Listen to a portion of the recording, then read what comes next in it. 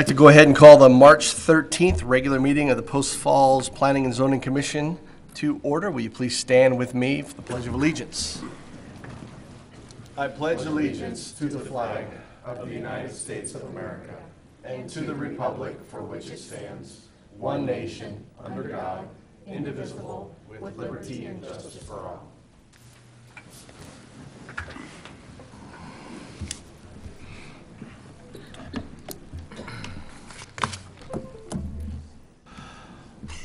All right. Welcome, everybody. Just another couple quick reminders, as it's already been stated. If you have a cell phone on you, make sure that you put that on airplane mode or vibrate. If you need to take a call, you can step out. If you do wish to speak regarding one of the public hearings tonight, make sure that you sign up and get that paperwork turned in. With that, we'll go ahead and do roll call. Steffensen. Here. Carey. Here. Kimball. Present. Davis. Here. Bishop. Here. Hampe. Here. Mr. Manley, any amendments to tonight's agenda? There's none. Okay. Do we have any ceremonies, appointments, and or presentations? None. Okay. Commissioners, any declaration of conflict this evening? No. None tonight. Okay. That will take us to consent calendar. Mr. Manley, you want to go through that for us? Yeah, item A is the minutes from the February 13, 2018 public hearing night. The item B is the Post Falls Senior Apartment Special Use Permit, file number SUP-17-02, findings and fact. Item C is the Third Avenue zone change, file number ZC-17-07, findings and facts. Item D is the Maplewood Villas subdivision, file number S-17-11, findings and facts. And item E is the Pioneer Acres annexation, file number A-17-08, findings and facts. Okay. Everybody had a chance to go through the consent. I would entertain a motion. I move to approve as presented.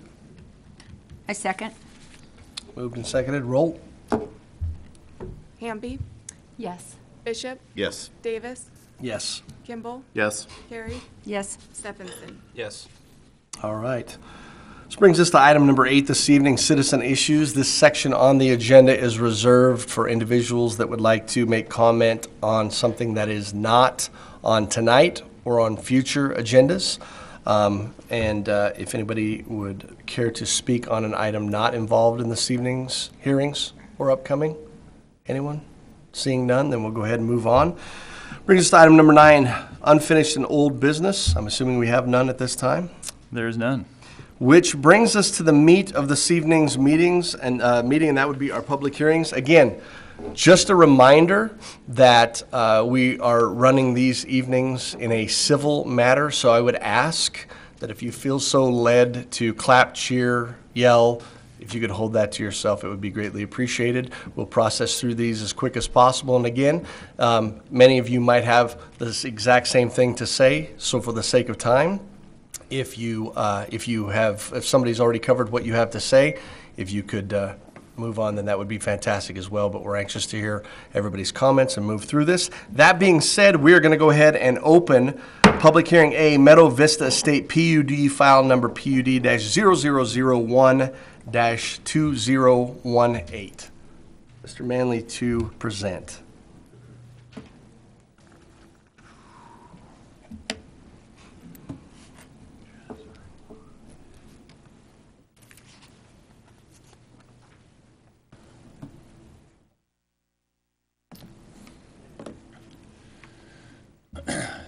Good evening, Commissioners. John Manley, Planning Manager here at the City of Post Falls, introducing Meadow Vista Estates PUD, case file PUD-001-2018. The owner is Chapel Metals, LLC. The applicant is Ace Solutions. The requested action is for the Planning and Zoning Commission to review the preliminary PUD request and make a recommendation of approval to City Council along with appropriate conditions if necessary. Before I go on, I do want to kind of make a note pertaining to not just this public hearing, but all the public hearings. We're kind of in kind of a crossings, so to speak, of processes. Recently, we approved a modification to PUDs and subdivisions that ones we receive now will be approved at Planning and Zoning. These were all applied for prior to the change in our code. Therefore, they're all going to have a recommendation to City Council for ultimate approval as part of, more than likely, a new business. Annexation, zone changes, those are another public hearing before City Council, but just kind of wanted to make that and be known that we're kind of on that, the bridging, so to speak. So for this one, in this project, the location of this is that it's west of Chase Road, north of Staples Road, and south of Grange Avenue. And I'll have a map up in a minute to show where that is more specifically. The zoning for this is R1S. It's approximately 9 acres. It's vacant. There's no significant topology or vegetation. It's served by East Green Acres Irrigation District for water, and sewer being provided by the City of Post Falls. So as you see here, the location of this, Prairie Avenue runs along the northern boundary, and you have Howell running along the western boundary.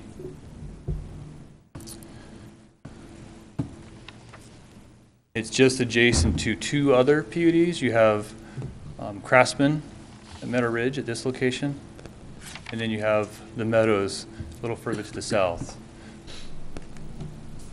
Looking at the proposed PUD, you have some open space located on the eastern boundary, separated for some time being by some right-of-way that won't be improved initially, but it'll be there for in case development to the east ever comes to Post Falls, there's the opportunity to have road connectivity and road network. You also got some open space here. This open space will actually connect with the open space as part of a previous PUD, and then there's a proposed trail system that kind of meanders and enables residents connectivity to Prairie Avenue. You also have a mixing of open space here where it's going to serve 2 roles. It'll serve as a swell as well as trail connectivity from the east to the west, allowing improved pedestrian connectivity to Howell Road.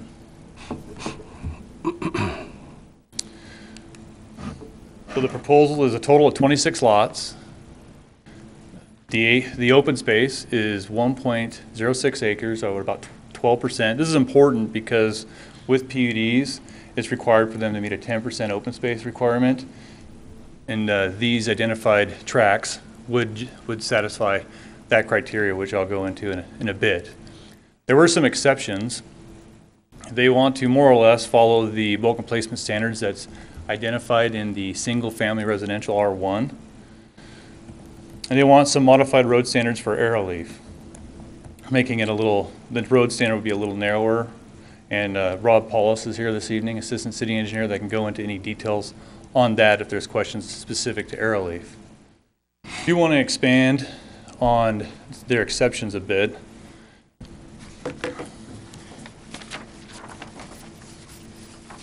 so this was in your staff report.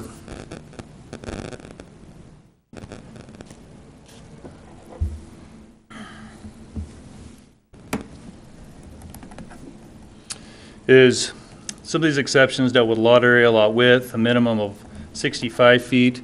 The R1 is 60, so the minimum lot width is a little wider than a typical R1. The setbacks are very similar to what you'd see in an R1. One thing that wasn't requested in the narrative, but knowing that the proposed lot size being around 8,000 square foot, R1S typically has a 25% lot coverage. So if not requested or put on the conditions, I would recommend that this be modified to 40%. Otherwise, these lots would probably be fairly unbuildable or be fairly restricted. And then you see down here on air relief more specifics of what the details of the right-of-way for air relief.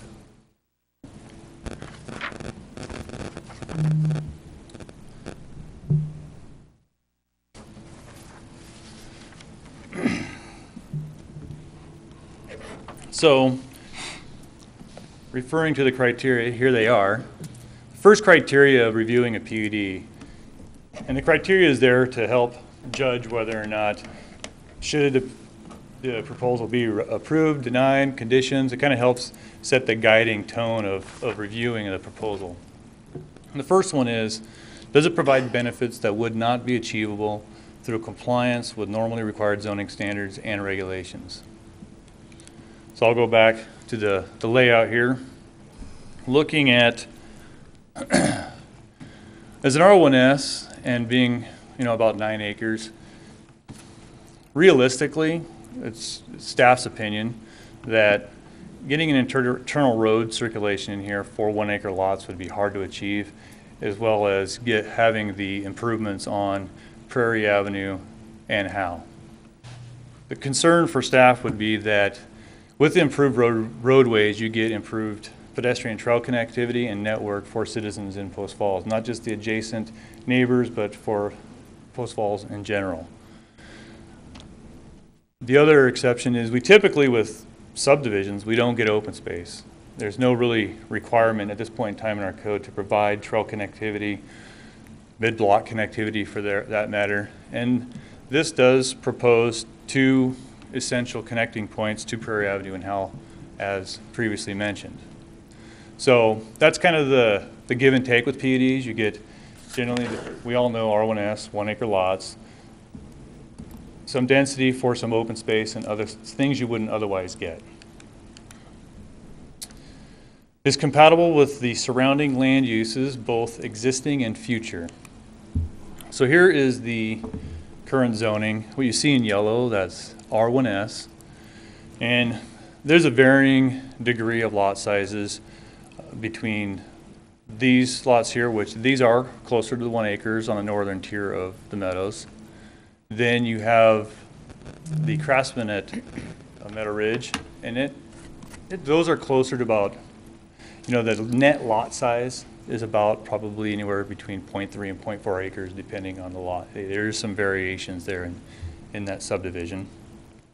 And then now you have what they're proposing being about 3 units per acre gross. So on that, it's not unusual for development to increase in development intensity as you get closer to major roads. Prairie Avenue is a principal arterial, and so the intersection of Howe and Prairie is going to be a fairly busy intersection, playing it down 20 years down the road from now. So it would be considered compatible with the adjacent road network, as well as being compatible with the uses. All these residential developments would all be within the spectrum of suburban development. And so staff would say there's compatibility here. We went over the open space, the minimum 10%, they're at 12%. The 5th one is the planned unit development should provide for the integrated and harmonious design and arrangements of building and uses. That kind of ties into the discussion I had regarding the connectivity of the pedestrian network. The road network internally will be a residential street, typical single family. There shouldn't be anything in there that wouldn't be compatible with that road network or the adjacent uses. I did skip over 3, and that is it in conformance with the goals and policies found in the Post Falls Comprehensive Plan.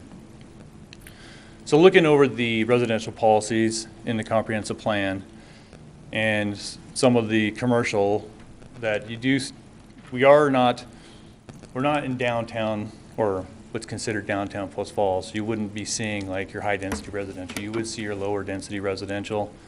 5 units per acre is considered one of a lower density residential development for single family.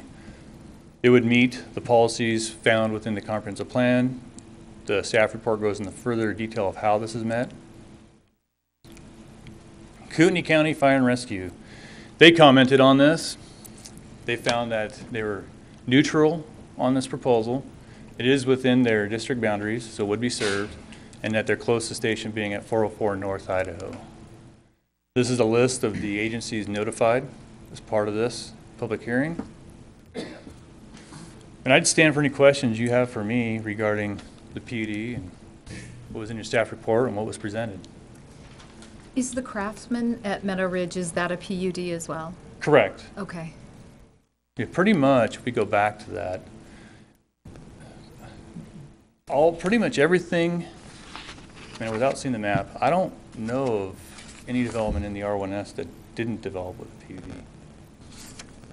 That didn't develop in a PUD? See, Okay. sorry, I can't recollect that really, because you got Craftsman here, you got Prairie Meadows. The Meadows, I think, the original Meadows was the only one, the first phase.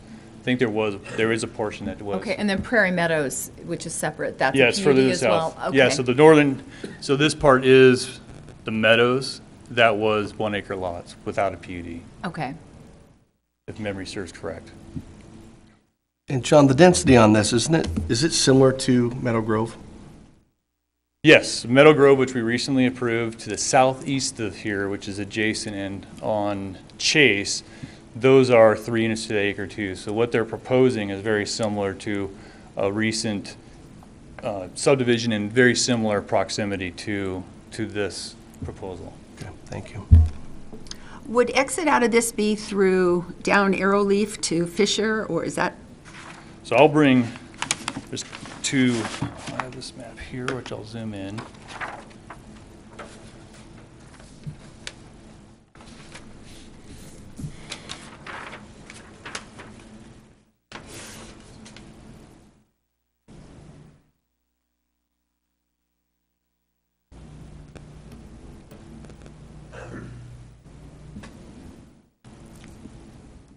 So what you see here at this location is proposed as an egress exit out only.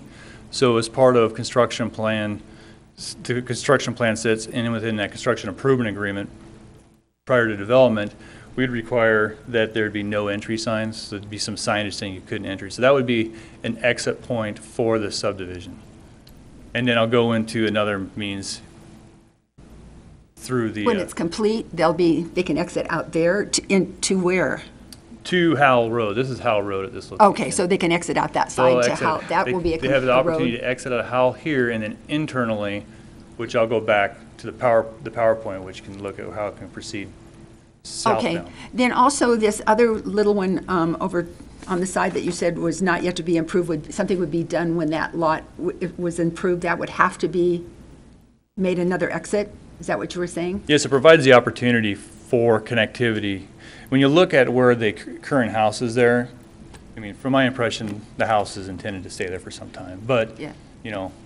Play it 60, 80 years, I don't know how far down. But it's a pretty nice house that's there to the east, admittedly. And so planning a road to intersect the house wouldn't be good planning. But knowing that lots do evolve and the community could evolve, where would that connectivity be? So there's no road improvements to the east, but at least a right-of-way there. So if There is a. it does there is a evolve in the right-of-way. Okay. future, there's a path or a means forward to get a connected neighborhood. So it Okay. looks like a planned neighborhood down the road. Thank you. Do you want me to go into the PowerPoint? How Yes, is it connected? yeah. Okay. If you would, please.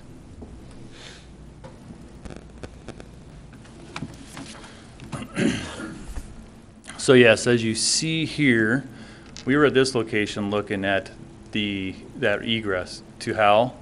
So the proposed subdivision, as it wraps around, which I'll go back to that, this is the arrow leaf that brings it back down to Fisher Avenue. Fisher's here running between McGuire and Chase.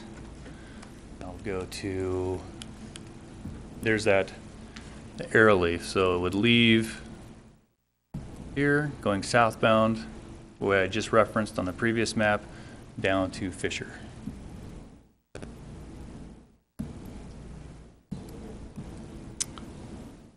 That answer? So I'll go back to Yeah. this. So there's Fisher Yeah, between Chase and McGuire. If you headed northbound currently on Arrowleaf, Yeah. it dead ends.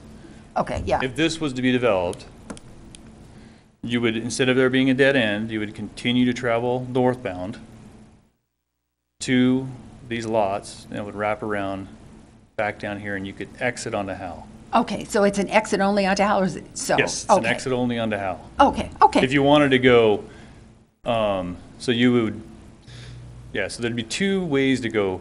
If you're exiting south, would be either through here or down Airleaf. Entering would only be one way, and that'd be through Airleaf.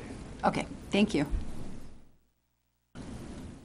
John, with regards to the open space, has the applicant identified any amenities other than the pathway that would be part of that open space? Other than the pathways that go through there, you do see some trees. Our current open space definition is it's not as clear as our new code it's a lot more clear what you can qualify or couldn't qualify for open space, but this does meet what would be the definition. Okay.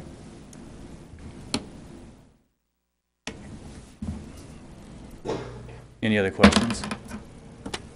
No more questions? No. Okay, thank you, sir. Applicant?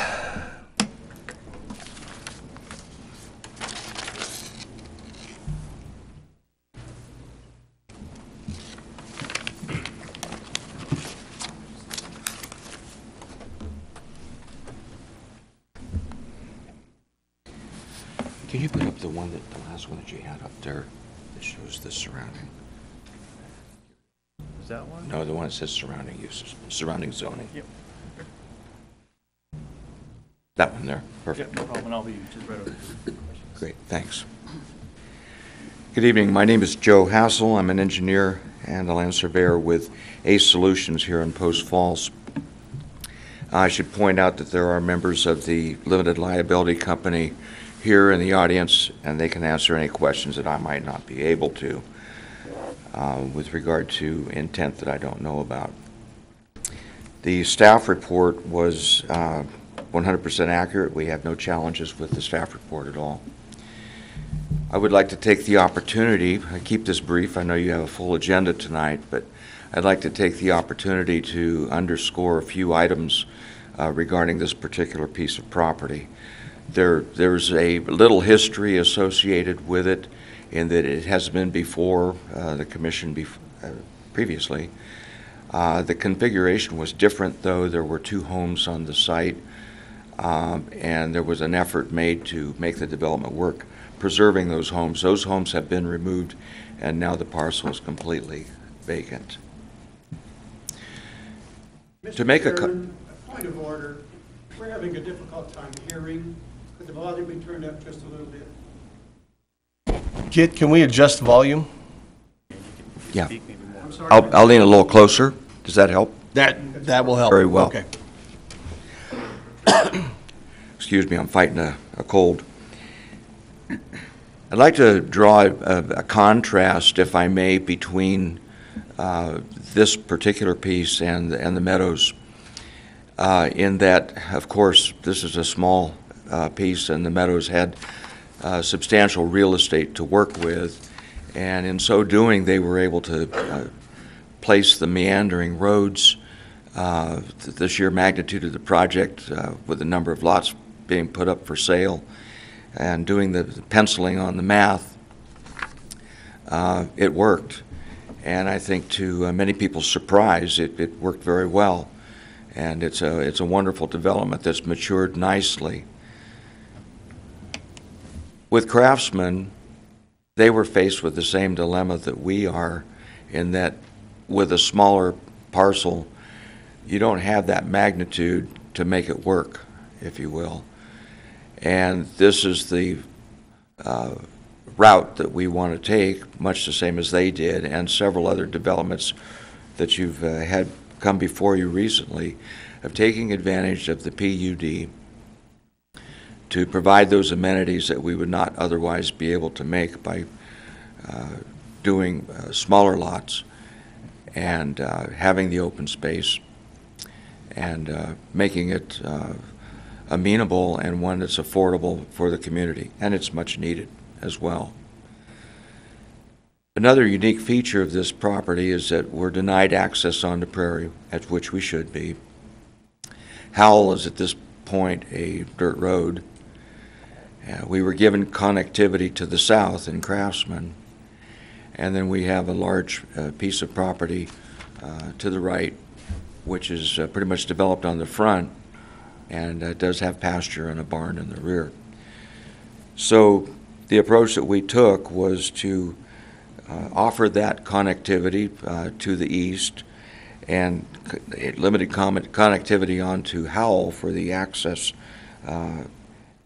exiting, provide a path up to Prairie, but of course we have no vehicular access on the Prairie. So we have made, in my opinion, the best use of the property, honoring connectivity and providing those amenities to make it a transition growth for what's going to happen in the area eventually. There may have been some concern expressed regarding traffic. The standard of traffic engineering is called the Trip Generation Manual, and in round numbers it states that single-family residential subdivisions generate 10 vehicular trips per day, and that's proven to be quite accurate. In this case, with 26 lots, we'd have 250 to 260 trips per day generated. Those would be able to exit if they want onto Howell. They would be able to enter and or exit to the south through Craftsman. Typically, local neighborhood streets have a capacity of 800 to 1,000 vehicular trips per day. So although we are impacting, any form of traffic is an impact, we're not overloading any of the local streets, specifically in Craftsman. And we're discharging on to Howell, which has its means of going south or north. I don't really have anything to add. I will entertain any questions from the commission. Questions for the applicant? Mr. Hassel? Yes. Other than the pathway, are there any plans for any extra amenities in the open space? There's been no commitment, but there has been discussion of perhaps a gazebo or some tables, fire pit, but there has not been a commitment yet. If you look at it, it's basically a nice area to walk the dog, throw frisbee and so forth. It's not really good for much more than that, but it is good for that. Okay.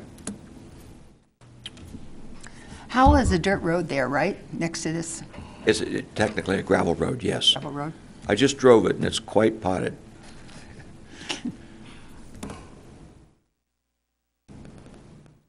Any other questions for the applicant?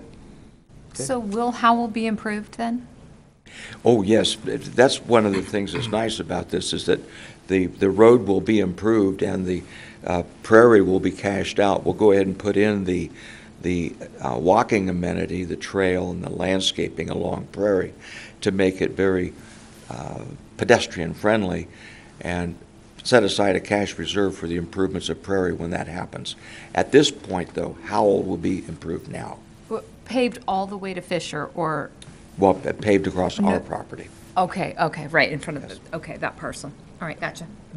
So that will be an exit out of your development. They could go to Howell and go north to Prairie? North or south, Okay, thank you. you bet. Last call for questions? Okay. Thank you for your sir. time. Public comment. For, neutral, and against. You just want to, let's go, we'll start with for. There's no for. No for, how about neutral? Okay.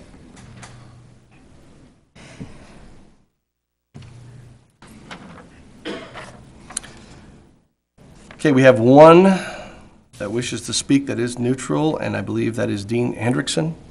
Mr. Hendrickson. Again, just state your name and your address, and you have 4 minutes, sir. Dean Hendrickson, 3753 North Arrowleaf Lane, right across the street from this development. I have no problem with the development. 3 things to speak of.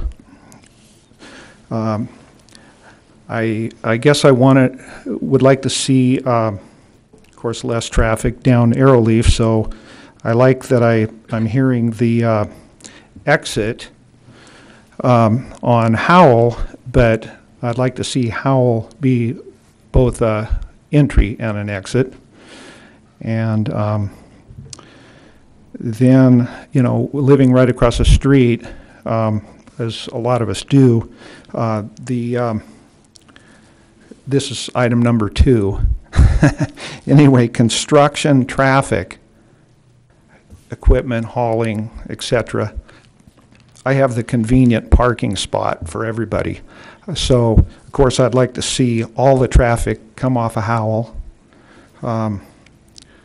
You're going to have construction traffic, I get that, but anyway, parking of the workers and you've heard all this before. So anyway, big concern, and then fencing of the site, of the development. I'd like this, I hope it's fenced. Anyway, and then item number 3, elevations and runoff. I don't want all the water runoff coming to me or my neighbors. So anyway, other people can speak. Thank you. Thank you, sir. Appreciate it. Neutral, those opposed?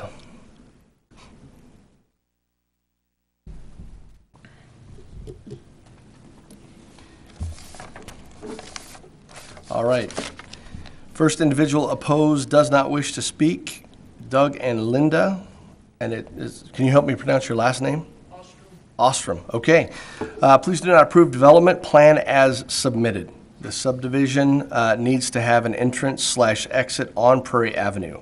There would be too much traffic on Arrowleaf Lane through Meadow Ridge subdivision. Okay. Thank you very much. And opposed, listed not in favor, neutral, or in opposition, but rather unknown, is Ken Wicker. Mr. Wicker? You'll come up to the podium and again state your name and address, sir, for the record. I live at 3647 North Arrowleaf Lane. Okay. My concern is the access point on Howell is Howell itself going to be improved? Because my concern, of course, is living on Arrowleaf Lane, there's going to be a lot of traffic. And I want to make sure that there's a proper entrance and exit for traffic on that road. Okay. And that it is an improved road, and then that way people will use that. And because this is definitely going to put a lot more use on Arrowleaf Lane. And one major concern is that the last house I bought in Las Vegas, I lived in an area where the construction trucks came in. And I have a problem with that also. That's going to make a mess if that is in fact where they start to come in. So my concern is can we get those trucks to come in off Howell, for number one, and for number two, is that access point, is that going to be improved, and will it be a road that people will want to use? Those are my concerns. Okay, and the applicant will have time for rebuttal, so maybe they'll address that. Thank you very much. Appreciate that. And lastly, in opposition, wishing to speak, Jay Lithicum. Jay, would you come up again? Name and address, and you have 4 minutes, sir. Did pretty good with that name for the first time. Well, I looked at it a few times and I gave it a shot, so if I was off, I apologize. Too bad you weren't one of my high school teachers. They murdered my name. I had a difficult time hearing. Is everybody comfortable with the volume? Yeah. Okay. And again, will you state your name and address, please? Yeah, it's Jay Linthicum. I live at 1600 West Hydrilla. Post Falls, just kind of candy cornered across. And I hope you will appreciate if I stick to my notes so I don't wander with my thoughts and my comments here. And I'm going to move pretty quickly, so please do what you can to keep up. Actually, I'm surprised there aren't more people here to speak in opposition, because there's certainly been a lot around the Homeowners Association with the Craftsman at Meadow Ridge. I agree with everyone's concern over the amount of traffic that, as now designed, will pour onto little old Arrowleaf from the 26 homes, I guess, that are designed for the new Meadow Vista development. We have 56 units in our present development, with 4 streets many times longer than Arrowleaf to service us. And to think of having half of all of our residents exit via Arrowleaf, had our association been so designed, is more than slightly unimaginable. It's important to remember that people have not moved out here in the prairie because they wanted to vacate city. They didn't want city living conditions. As I look at the plans of Meadow Vista proposal, there are things that caught my attention that inclined me to think it might be a very nice place to live, as designed. It is very private, with not much traffic projected over its streets that run through it, other than the eventual residents that live there.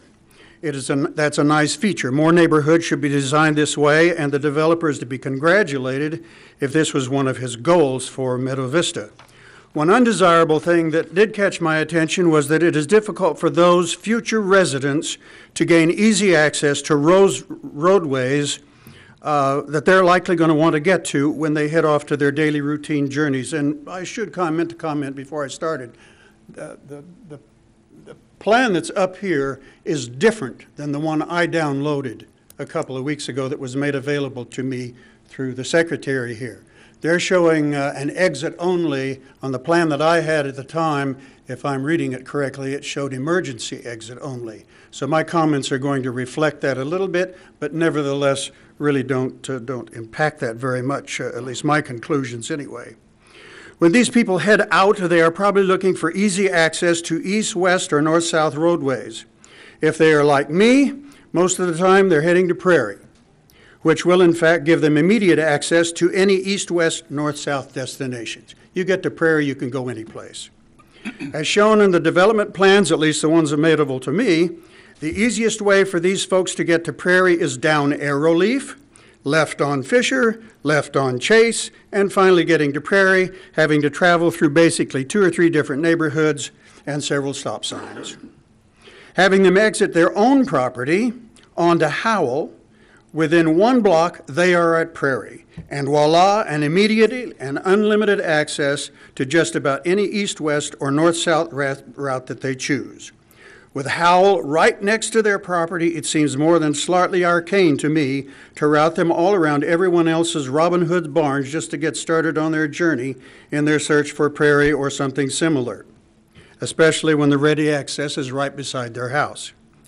It actually seems unfair to have these people go through all this tangled routing, especially when that is what all this preliminary planning is about. We have this big system of planning development,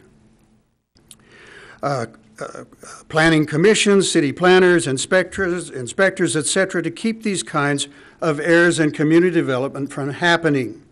With all of this foresight, with all due respect, it honestly escapes me how what to me seems rather glaring oversight, could get this far along. I must imagine that the builders, on their part, are motivated somehow. Maybe they can save some money this way by selecting Arrowleaf instead of Howell as the access point for this Meadow Vista access point. Mr. Latham, we're at the 4 minutes, so if you could wrap up, that would be fantastic. I've got 1 quick paragraph. Okay. Yeah. It looks 2 pages, but it isn't. Okay. The solution to the concerns expressed by the people here tonight, and I'm not surprised there aren't more here, mostly the concerns of their traffic, very concerned about the traffic that's going to be on Arrowleaf, and to the traveling inconvenience of these future residents of Meadow Vista, is simply have access to Meadow Vista via Howell. That's been mentioned a couple times here. If the developer wants to maintain an element of privacy within the proposed development, and to make travel sensible for his future buyers, that's wonderful. Make access to via the property via Howell, and make Arrowleaf the emergency exit. I do have 1 question. I appreciate you folk wanting to get as much information from us, the nearby neighborhoods, and inviting us to be here tonight, and also by submitting things to you in written beforehand. I am curious if parties who are proposing this Meadow Vista development had access to any of those written submissions prior to this meeting tonight. and the applicant will have time for rebuttal that might cover some of those things. I appreciate your time. Thank you very much. Applicant.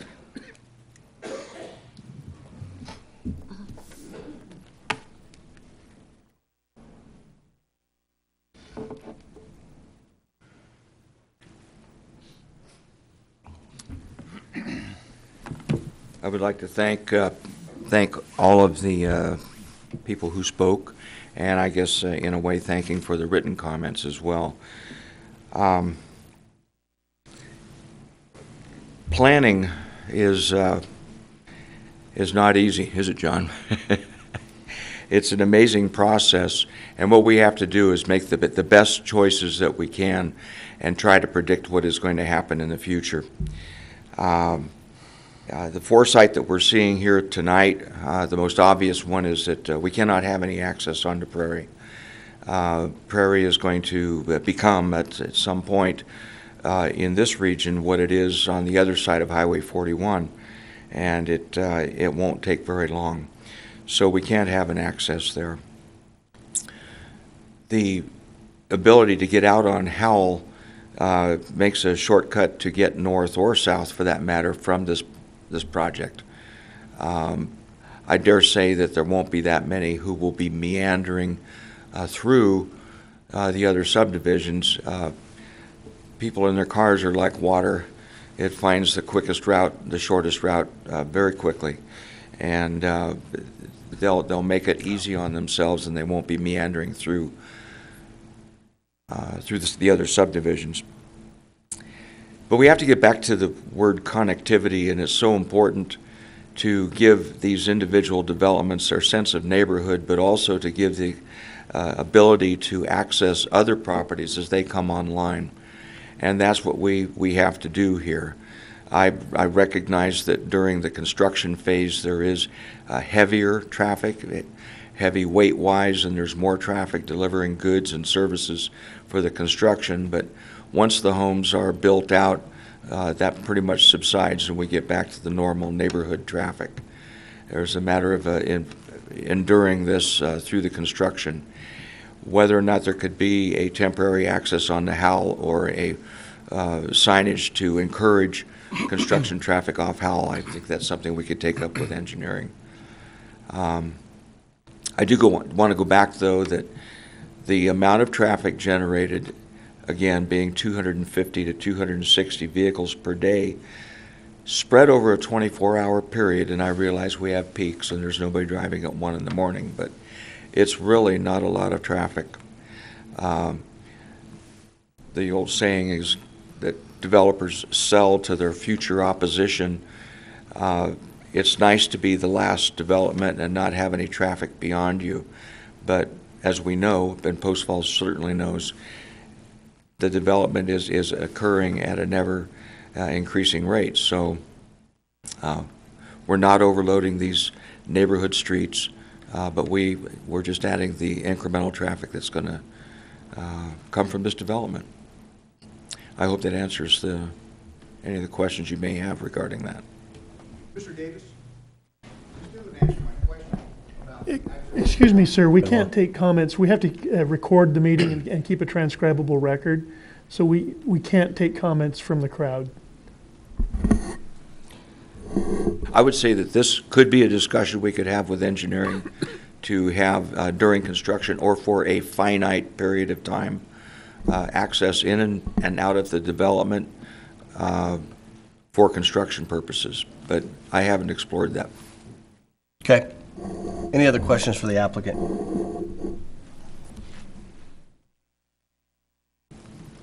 Okay. Thank you, sir. All right, we have engineering here. Staff, any other questions before we close this hearing out? I have a quick question. On Howell being developed for exit traffic only, when the property on the west is eventually developed, would Howell then have to be, I mean, it would only be logical that it would then be in both ways? Yeah, actually, developed. I'll go back up and explain this exhibit a little bit more on that. Thanks, John.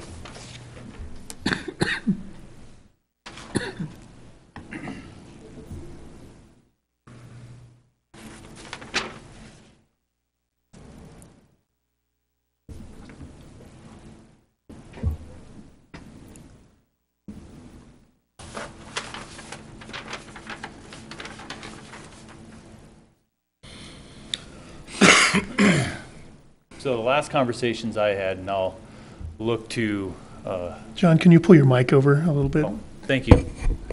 So the last conversations I had regarding this matter was that Hydrilla Avenue, which you see here, would eventually extend to the west to Howell, of which when the property to the south develops, I believe is when that connectivity will occur. I'll look to engineering to make sure that they just verified my assumptions were correct. That's consistent with my previous conversations as well. So that's when you get the two-way, that's when that planned two-way traffic will occur, is at that time.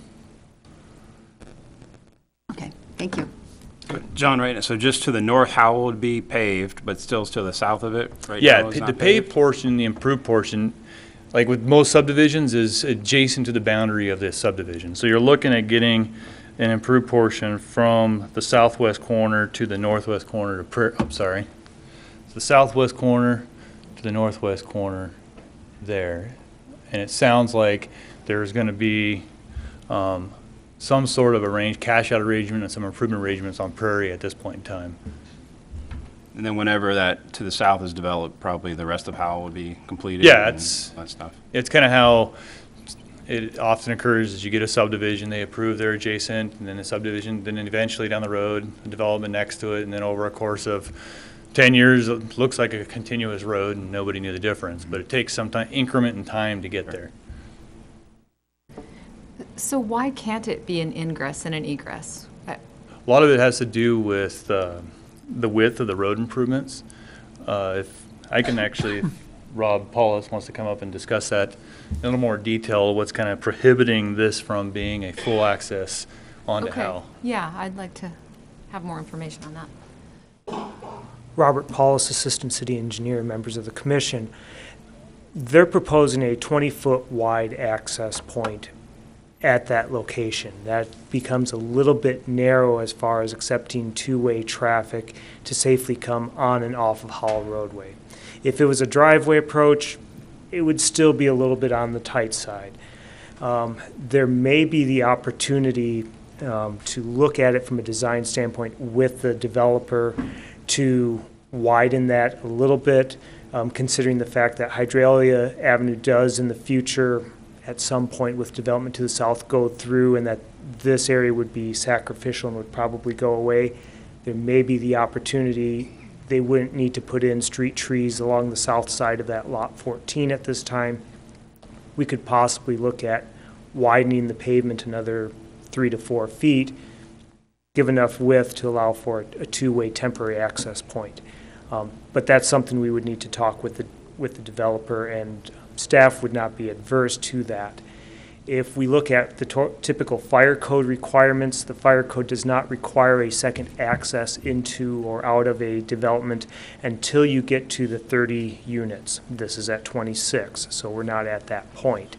And as had been mentioned earlier, when you're at 10 trips per vehicle or per home being built, it's about 260 trips. Airleaf, until you get up around 800 to 1,000 trips, most people from the studies and research that I've done aren't going to have an issue with the volume of traffic going on it.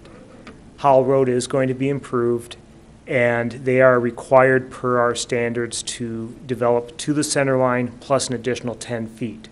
If they didn't have that standard, they'd be putting 18 feet of asphalt down. In this case, they're putting 28 feet of asphalt down on Howell Road, which is wide enough to handle two-way traffic and provide a good running surface. So it's just on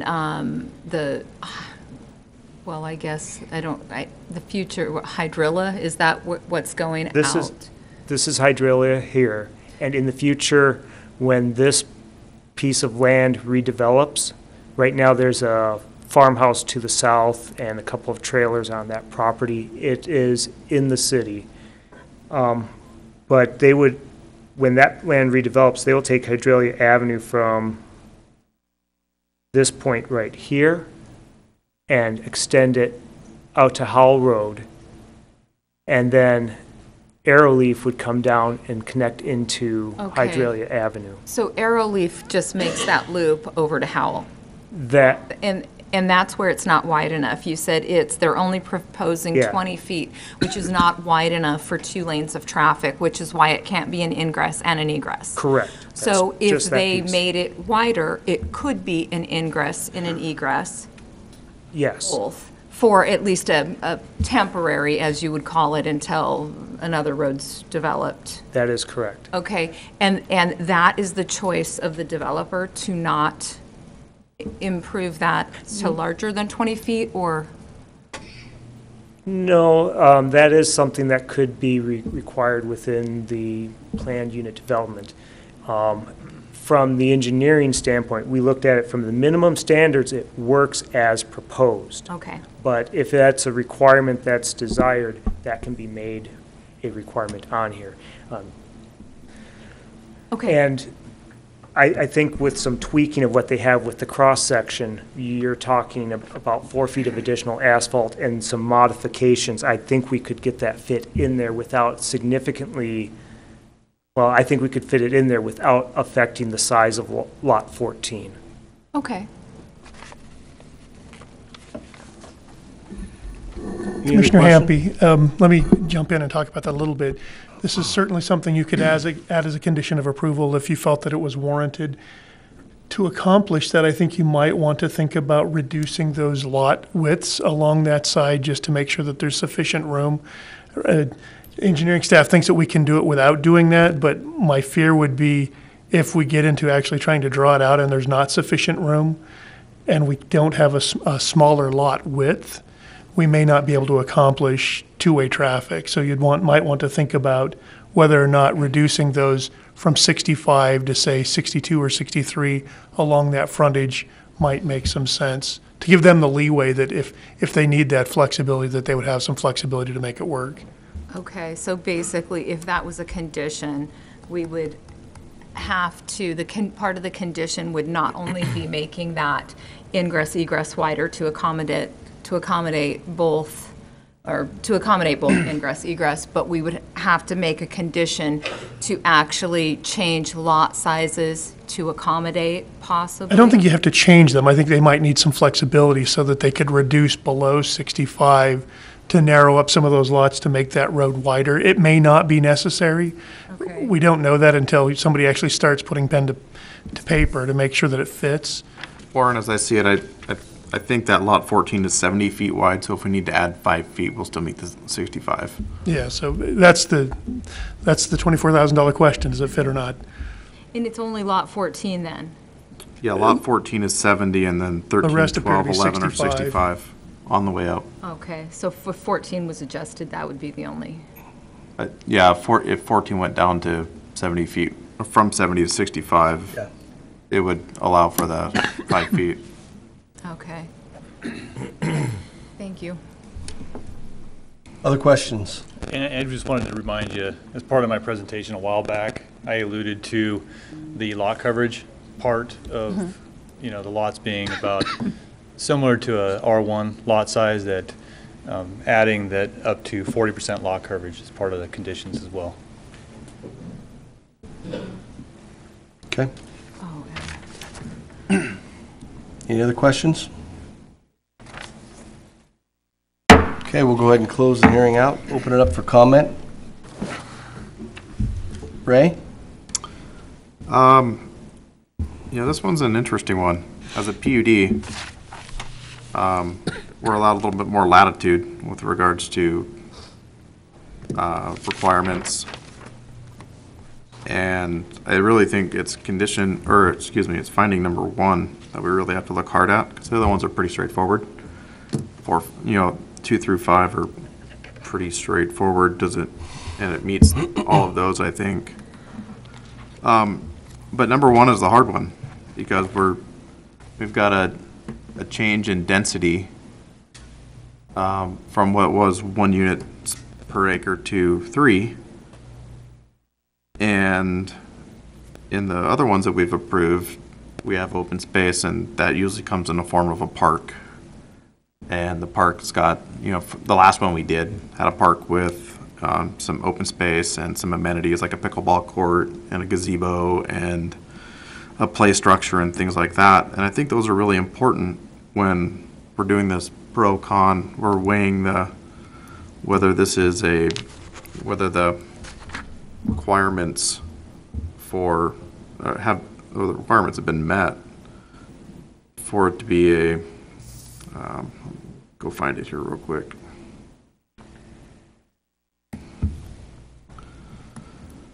So requirement 1, that the benefits it's got to provide benefits that would not be achievable through compliance with the normally required zoning standards and regulations.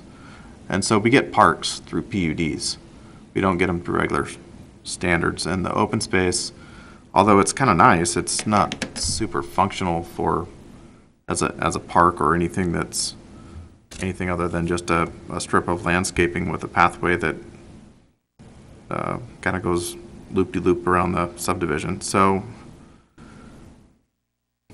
I really think the open space should have more amenities, or maybe be configured so that it's more usable as open space, because these are small lots.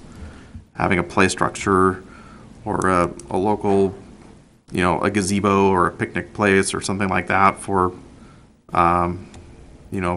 moms and kids to go run around and play, because there's fairly small lots with maybe not huge backyards, but play structures. I think that's probably an important amenity that should be part of an open space in order for it to really meet the first requirement. But I'd really like to hear the other commissioners' thoughts on the open space and the amenities too. Vicki?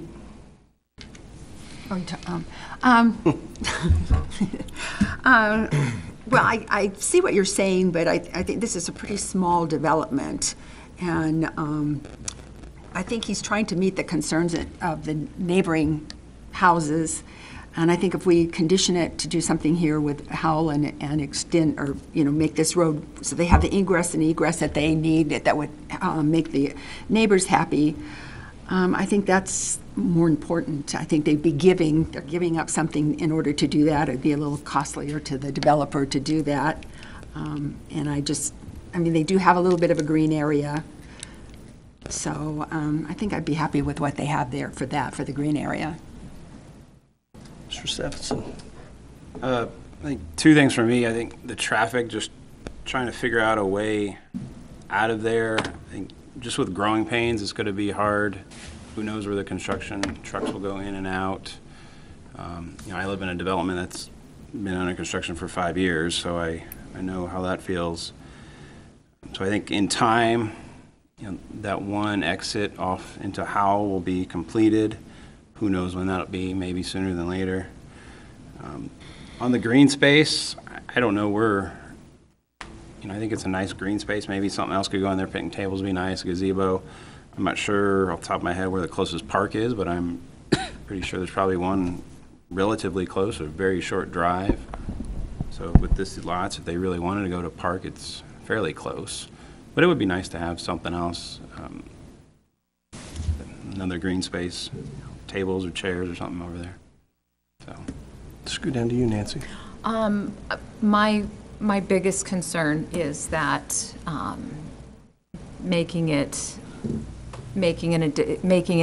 ingress as well as the egress from Howell. I think that might help ease some of the construction vehicles through the neighborhood. I think that would help ease some of that. I don't love third of an acre lots in R1S, but that development does abut Prairie, and that is a very busy road, and as they said, it's going to get busier, and so I can see dropping the density a little as we move out that way. I can see that that's reasonable.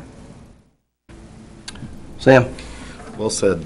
I like everything with the project. I do believe maybe focus more on the entrance and exit off Howell, and I like it with that emphasis.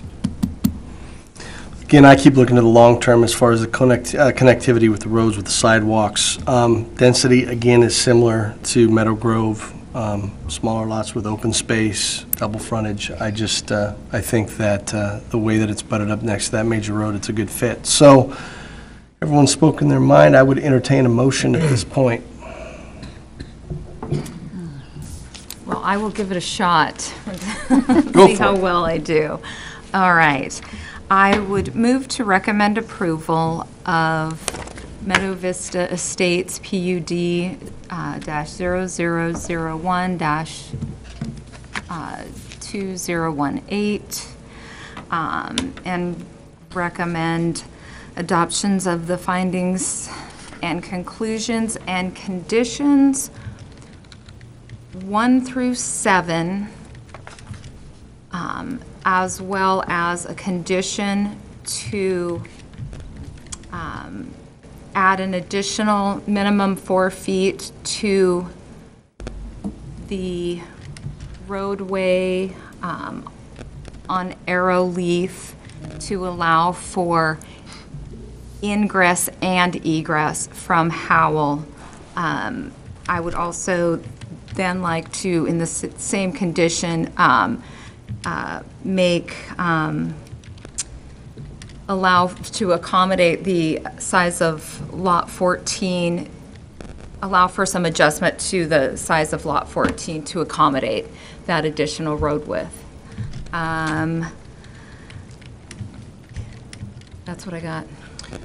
Would you also want to adjust the lot coverage to a max, or to a 40%? Oh, yes, and another condition is to adjust the lot coverage to 40%. I second. Okay, it's been moved and seconded. Legal counsel, is that, did we cover everything? Okay. It's been moved and seconded. Call a vote. Steffensen? Yes. Carey? Yes. Kimball? Yes. Davis? Yes. Bishop? Yes. Hampe? Yes. Okay. Off to city council. All right, that takes us to public hearing B, which is the Cecil Estate Annexation and Subdivision, number ANNX-001-218, sub D0003-218. We'll go ahead and open that up. We'll give them, everybody, a minute to clear out.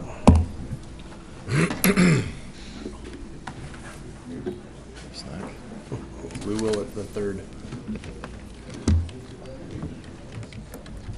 Folks, we have 6 hearings. We could be here till midnight. You don't have to run off.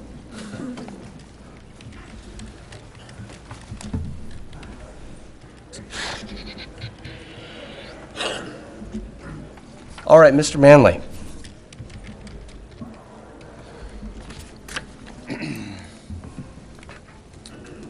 Yes, so Cecil Estates, case file.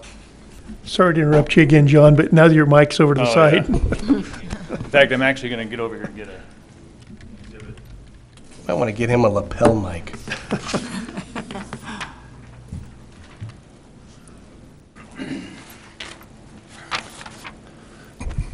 Right, so is that better?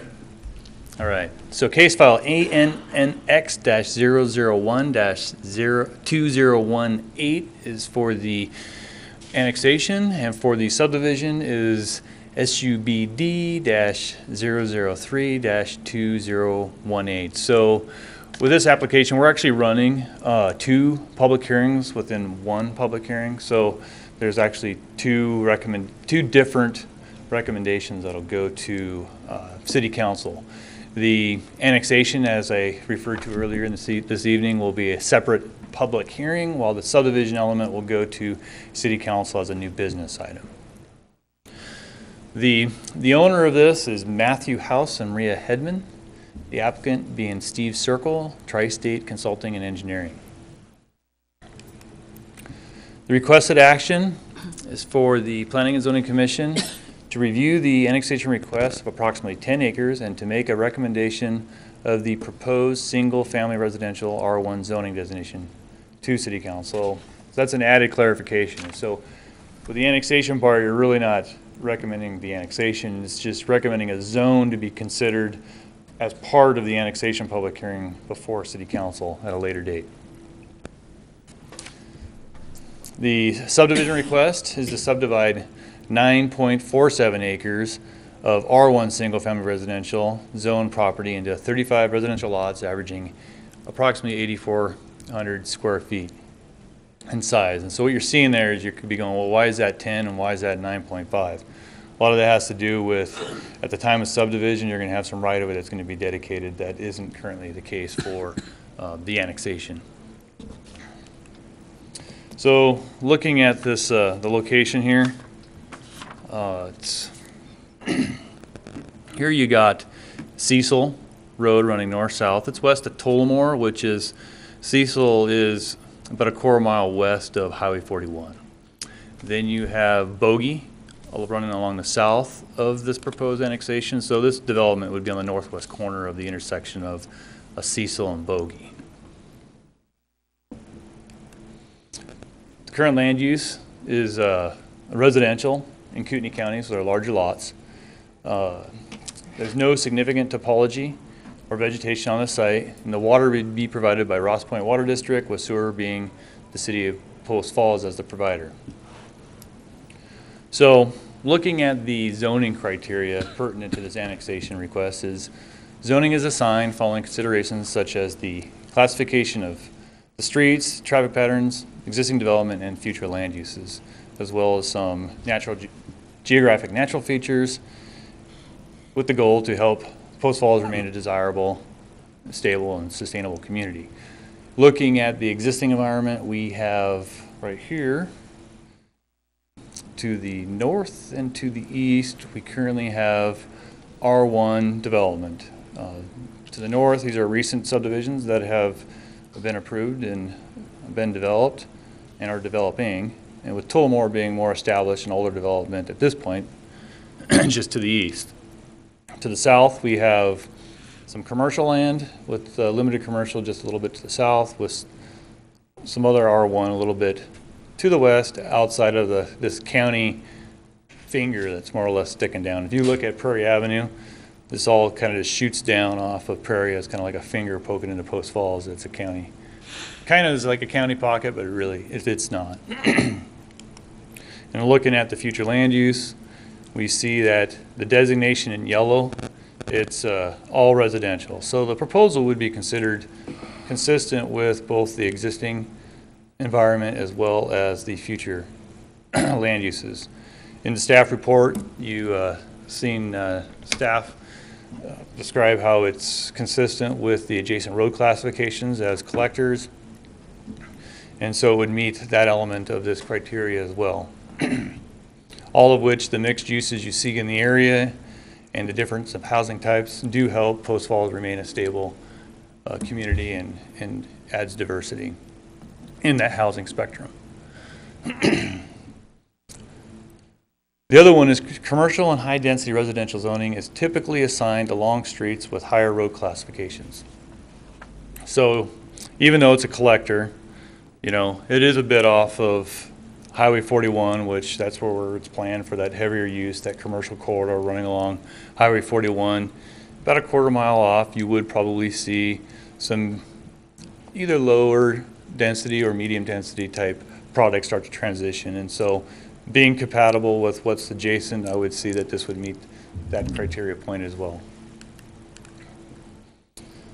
Limited or neighborhood commercial and lower density residential zoning is typically assigned for properties as they proceed further away from higher intense urban activity. Kind of just dovetails into my previous comment as meeting this criteria as well.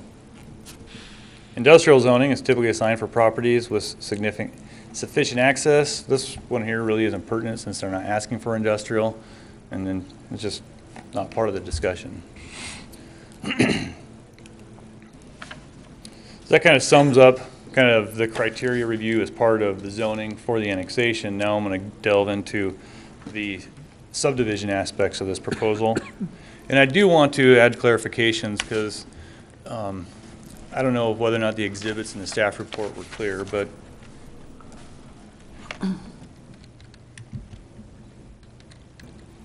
sorry, I'm trying to zoom. Oh, I guess if you hit the right button, it works.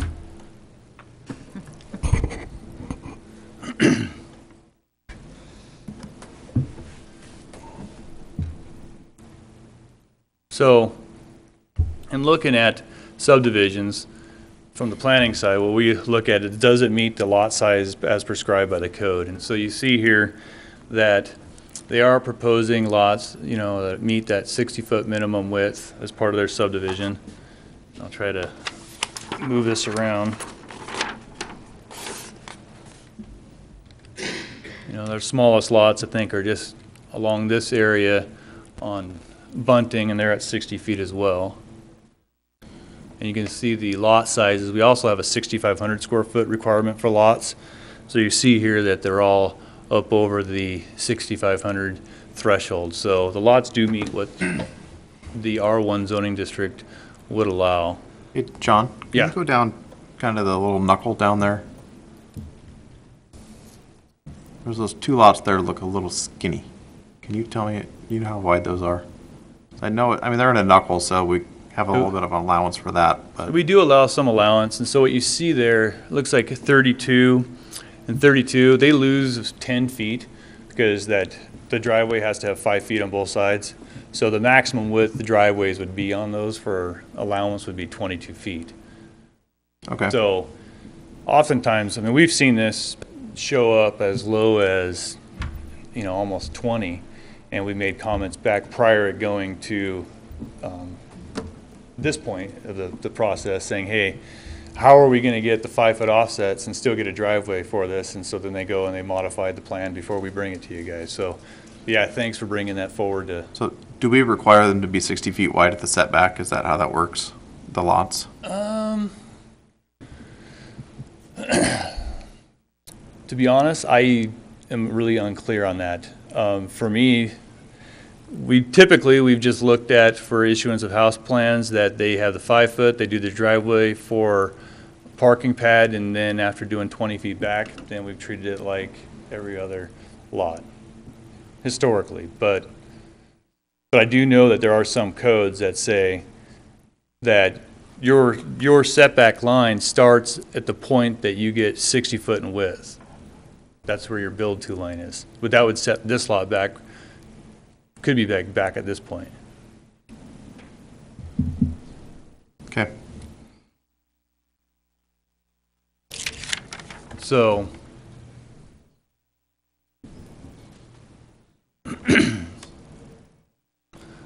there, I zoomed out here, and I'll just, since I'm here, go over so here's the layout plan. This here connects to the subdivision from the north down to the south on Bogey. Proposed development improvements from Cecil to the southwest corner on Bogey. It also is proposing future connectivity to the northwest corner at this point. So if the subdivision ever occurred to the west, they'll be able to just connect and future development to that direction.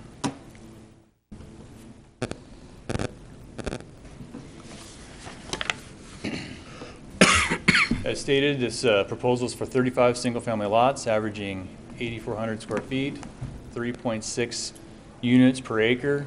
Our code allows for up to 5 units per acre, so it meets the design requirements within the R1. There's the proposed streets, new streets. Until we actually bring this to the county, they may change, but that's what's being proposed at this point. Bygone Way, Cinder Lane, connecting to Callery and Bunting Lane. So the review criteria, I've actually already brought up a lot of this, and I'll kind of go back to the previous discussion points. Definite provisions have been made for water supply, for a water supply system in adequate terms of quantity, quality, and for the subdivision. So East Green Acres will be the service provider for this subdivision rather than the city of Post Falls. Ross Point. Ross Point, yeah, sorry. And that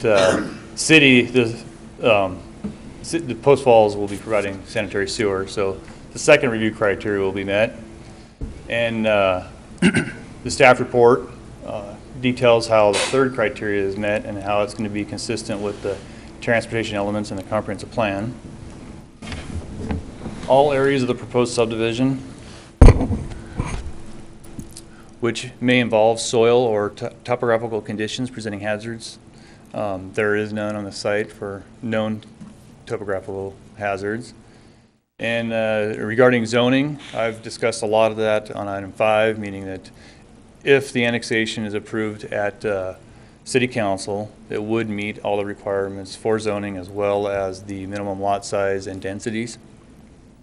And the 6th one really deals with impact fees and paying for its fair share cost. And so with development, that's paid at the time of permit. So with single family, each permit that's issued, they pay impact fees for streets, public safety, and parks. And so that's how they mitigate the review criteria 6. So staff would deduce that with this proposed subdivision, they've met all 6 criteria. Agencies routed can be seen here. We did receive 1 comment from the Post Falls Highway District. Bogey Drive as it exists cannot accommodate additional through traffic and should be reconstructed to current city standards. Can't say that staff doesn't disagree. It would be nice. But typically how we get this is through incremental development and the adjacent development providing those linkages. So for that portion of the subdivision, yes, it will be developed. And in time, more than likely, Bogey will to the west of this proposed site.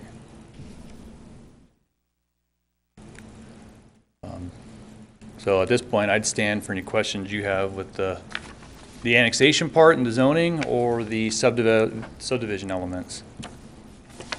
Any questions for John? Either component? So nothing goes out onto Bogey right now? I mean, nothing would in the subdivision? Well, Yeah. you would dump, there's a gravel road there currently. And so you'd have an improved, I'll go back to that plan. So you'd have, Okay, yeah, so it basically does you'd have both. an improved road. Oh, I'm a little confused going back and forth. So yeah, you'd have an improved road from Cecil to the southwest corner at this point. Then the gravel road begins at this point. Okay, so you'd have it, it'd be paved to Cecil. Yeah, paved to Cecil. And odds are, if, depending on your vehicle, You're gonna how come bad you out want to do maintenance on your vehicle, you probably are going to go where you have improved roadways, and you'll just basically come out here and go down. being that Cecil is just this short little jaunt, Right, you either okay. take Cecil to skip to the north or to the south to, And that's all improved and, yes. and it will be, okay, to there. All right, gotcha. No other questions? Appears applicant is ready.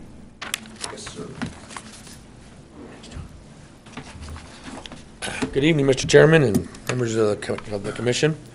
For the record, Steve Circle with Tri-State Consulting Engineers.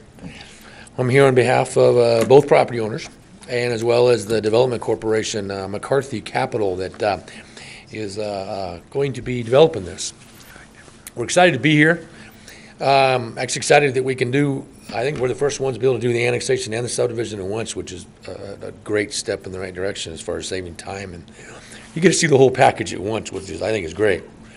I've read through the staff report, read through the conditions, and John and his staff got it, spot on. We don't have any arguments. We don't have any disagreements on any of it.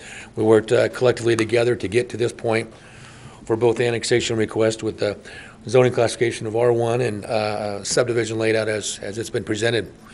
Kind of reiterate, yeah, we will be doing frontage improvements on our side, typical standard requirements for half width on Bogey, and the widening as appropriate and required has been directed by staff for Cecil as well. So we'll be tying into the roads to the north, which is Bluegrass Corners.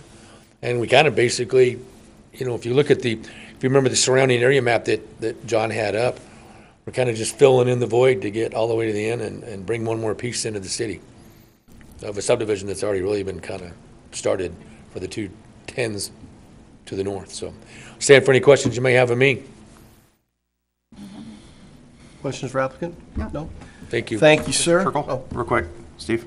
Yeah. On those two lots that I was talking about earlier, can you adjust them to make sure that they're wide enough at the setback meet the 60-foot criteria? Yes, sir. That's because of all of our, none of our lots are right at the minimum. We can certainly modify that, and I'm sure we can work that out during the design phase. Okay. Thanks, Ray. Public comment. In favor? None. Or neutral?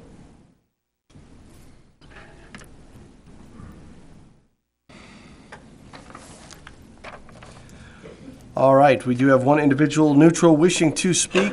Mr. Armstrong, Bill Armstrong, if you want to come up. Again, state your name, address, and you have 4 minutes. And I ask as much as possible to stick to those 4 minutes as we have lots going on.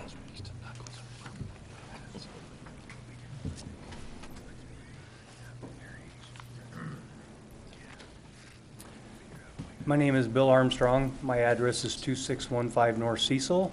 I also own another part at 2737 North Cecil. They're the two parcels that are just south adjacent to this proposed development on the other side of what would be Bogey. Okay? So I'm going to try to be really respectful. Thank you for your time for letting me come up. I've had some heartburn over this whole annexation thing from my property in the past. I made this statement about Tullamore is, I don't care if you annex me, just stay away from me and off my property, okay? As it turns out, I had to refinance my house, $700 a month for 30 years to pay for a sewer line that went past my house. I didn't get hooked up, okay? Now, I also lost a 20-foot easement in the same time that I was told that I would get a credit for. I want to make sure clear what you're going to expect from me and my property if this goes through for the development of Bogey, okay? The other thing that you guys may not know about is we're proposing to do a project on my property, and right now, just the south 5 acres, about $100,000 worth of improvements on the road because I allowed them to annex me. So it's created quite some financial hardship for me. I just want to make sure that I'm not going to be required to do anything on our north property at any point should I want to build there. That was all my questions and comments. Thank you for your time. I appreciate it. Thank you very much. I'm sorry. I'm not opposed to what they're doing. Same statement. Don't come on my property and leave me alone. I'm good with you guys, okay? All right. Duly noted. Thank you. Okay. Those opposed? None. None opposed? Okay. Any rebuttal? Again, Steve Circle with Tri-State Consulting. Not really much to rebuttal. I think maybe it's going to be city staff that might answer that question, but we certainly will meet the minimum requirements for and be respectful for the property owner to the south. Excellent. Thank you very much. Okay. Any questions for anyone before we close things out? No questions? No. Okay. So we'll go ahead and close that public hearing. I will open it up rather than calling on any individual for comment. For the sake of time, anybody have any comment regarding this? I think it makes sense to annex it. And I think R1 is completely appropriate. It meets, it's residential in the comp plan, on the comp plan map, future land use map. And R1's a low density that matches all the existing surrounding zones, so I think it's completely appropriate. And as far as the subdivision is concerned, it meets the requirements with potentially the exception of those two lots that I mentioned earlier, so we can just add a condition to clear that up and let them move forward. Okay. Anybody else care to comment? No, I agree. I think it's a good fit for that area. It's just flows along. Am I right? I'm good. Okay. All right. Then with that being said, I would entertain a motion. In the case of ANNX-0001-2018, these are getting really long. I would move to recommend approval of the annexation with the zoning of R1 to forward on to City Council finding that it meets the requirements of the comprehensive plan for an R1 zoning. I think that's it. Okay, we got a motion?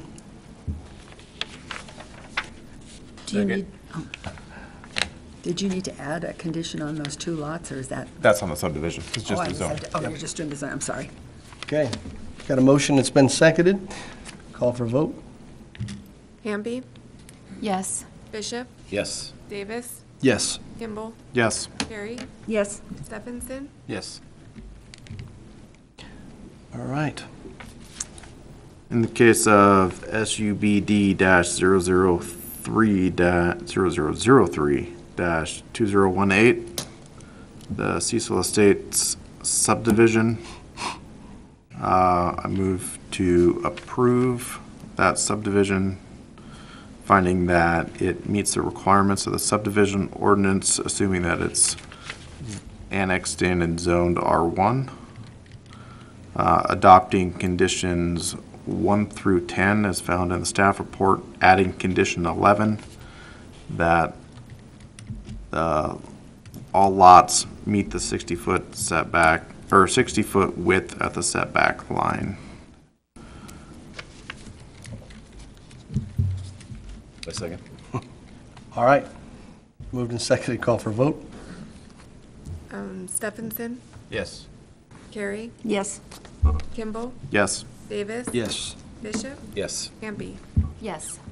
All right, so moved. Brings us to item C this evening, Pioneer Acres subdivision. Subdivision file SUBD 0002-208. Mr. Manley, I believe you're presenting this one too?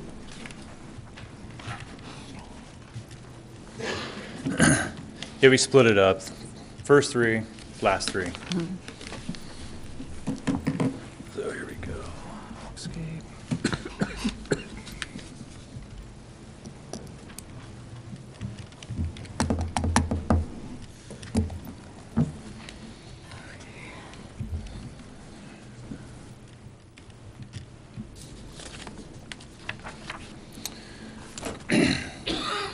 Yes, Pioneer Acres, case file SUBD-002, actually I think there's 3 zeros, 0002-2018. So, the owner is Larry Guy, First Security Corps, and Arnold Estates, HOA. The applicant being Gordon Dorbler from Dorbler Engineering.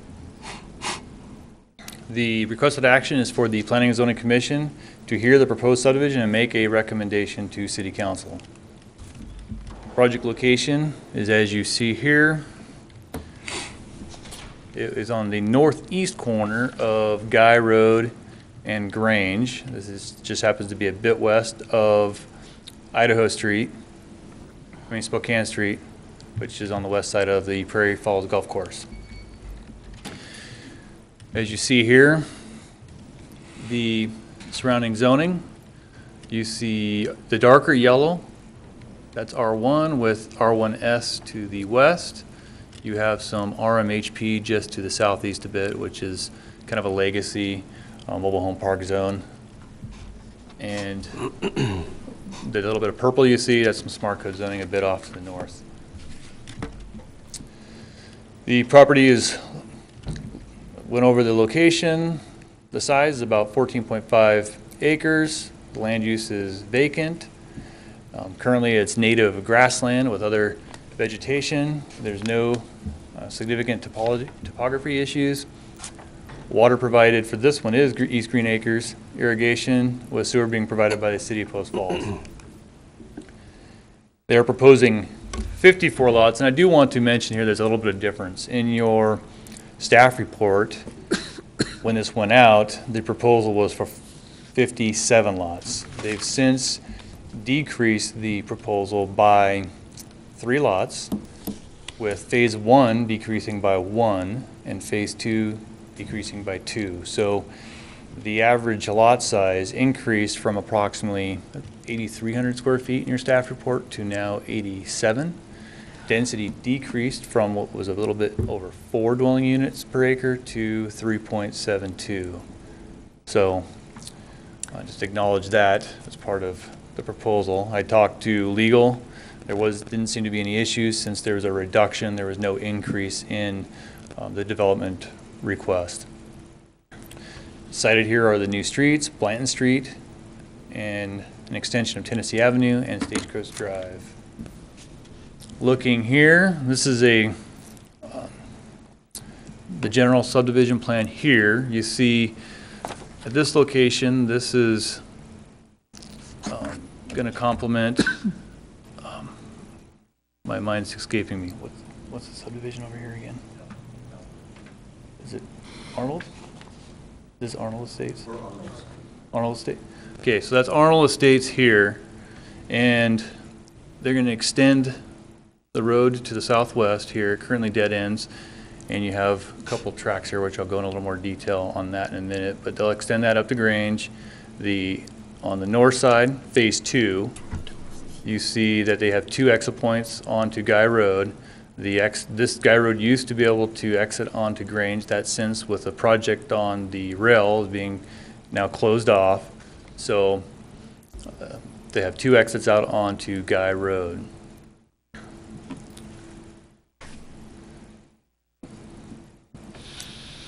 Going into a little bit further detail, how that works is, I'll go back and forth a bit here because you kind of have, you're zooming in and zooming out to very extreme different extents. But right about here is that north part where it kind of dumps out onto Guy Road.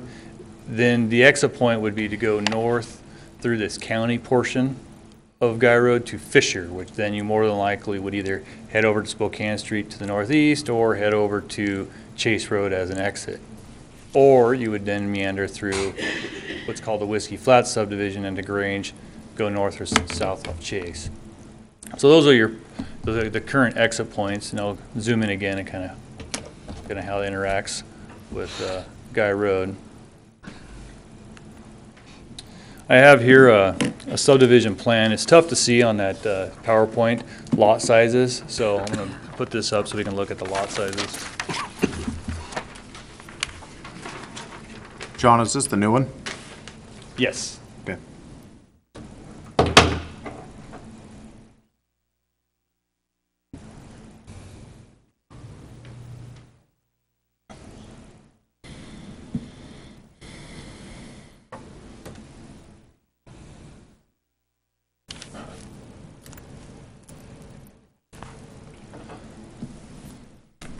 So what you see here is there's 2 tracks. I think it's tract A and tract B. They're going to be incorporated into the subdivision, and you're going to see later on I'm going to propose a condition change on this for approval. But so these lots were remaining tracts of Arnold Estates. That's why when you saw in the intro them being a participant of the applicants to make use of these remaining portions of the land that was to the east. So lots 10 and 7 will absorb those, and that's how lot 10 then would meet the minimum lot width per the R1.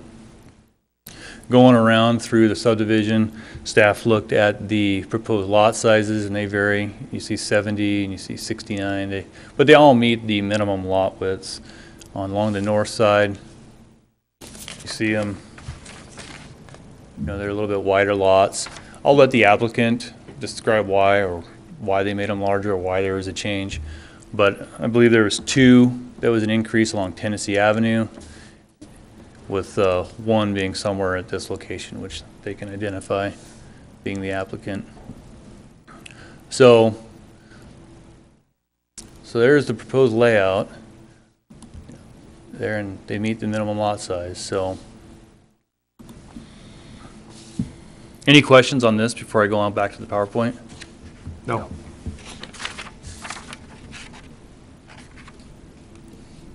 So they referred to a modified condition. So currently, condition 7, the proposal is to strike.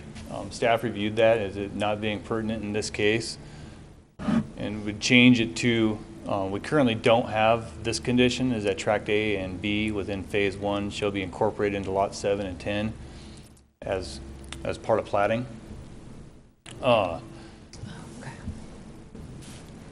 second part of the proposed amended one was a carryover. There really is no Genesec Street in this location, so that's an obvious omission. And then staff worked out how we can coordinate with the first part of it as not being required. So for the review criteria on this, water is being provided or would be provided by East Green Acres. The city can provide sanitary sewer for this. Proposed streets are consistent with the transportation element of the comprehensive plan. In the staff report, we did identify how this would meet that element. Also, I've already mentioned that there is no topographical conditions presenting any hazards or any sort of uniqueness that would prohibit it not meeting condition 4. 5, it meets the density, it meets the zoning of R1. It also conforms to the lot sizes, so it meets condition number 5. And for 6, as stated before, impact fees are a way to mitigate their impact, and the streets, public safety, and parks will be paid as part of each building permit at time of development. Routed to the agencies that you listed at this up there. So I'd stand for any questions you have for me at this point regarding this proposed development. Can you talk a little bit about egress north on the Guy Road? Emergency egress? Yeah, thanks for bringing that up. I think Rob Paulus, I'd like to invite him up here to kind of, he could probably explain a lot more in detail and accuracy regarding that. And I'll try to, I don't know what map he wants, whether you want to go to here or Go back one more. that one. This. And here's this. Members of the Commission, Robert Paulus, Assistant City Engineer again. Let's see. So for access on the Phase 2 portion on Guy Road, we have the Whiskey Flats subdivision over in this area here, and Tennessee Avenue comes into the intersection with Guy Road. Tennessee Avenue goes through the Whiskey Flats subdivision and then goes south and connects into Grange Avenue, which is the southern border of Phase 1. Guy Road also currently exists and goes to the north and would intersect with Fisher Avenue. And with the Phase 2 subdivision, they would be about 200 feet short of Fisher Avenue. Right now that exists as a dirt gravel mixed roadway. With the development of Phase 2, they would need to put in sanitary sewer in that section, and they would be putting a solid gravel surface in at that time. We may look at seeing if we couldn't complete that last phase and get into a cost-sharing arrangement to pave that last 200 feet as well. It would seem a little bit odd to have just a 200-foot piece of gravel roadway in an area, but that 200 feet is currently in the county, and putting in a gravel road in that section would be a significant improvement over what's out there at this time. Would that serve as the emergency egress to meet the fire code? Oh, it's a public right-of-way. It's public right-of-way, so it would work as egress. It would work as an egress. emergency egress. It would also be able to, when they put the gravel in, we would have them put in a minimum 24-foot wide gravel surface, so it'd be able to handle traffic. Okay.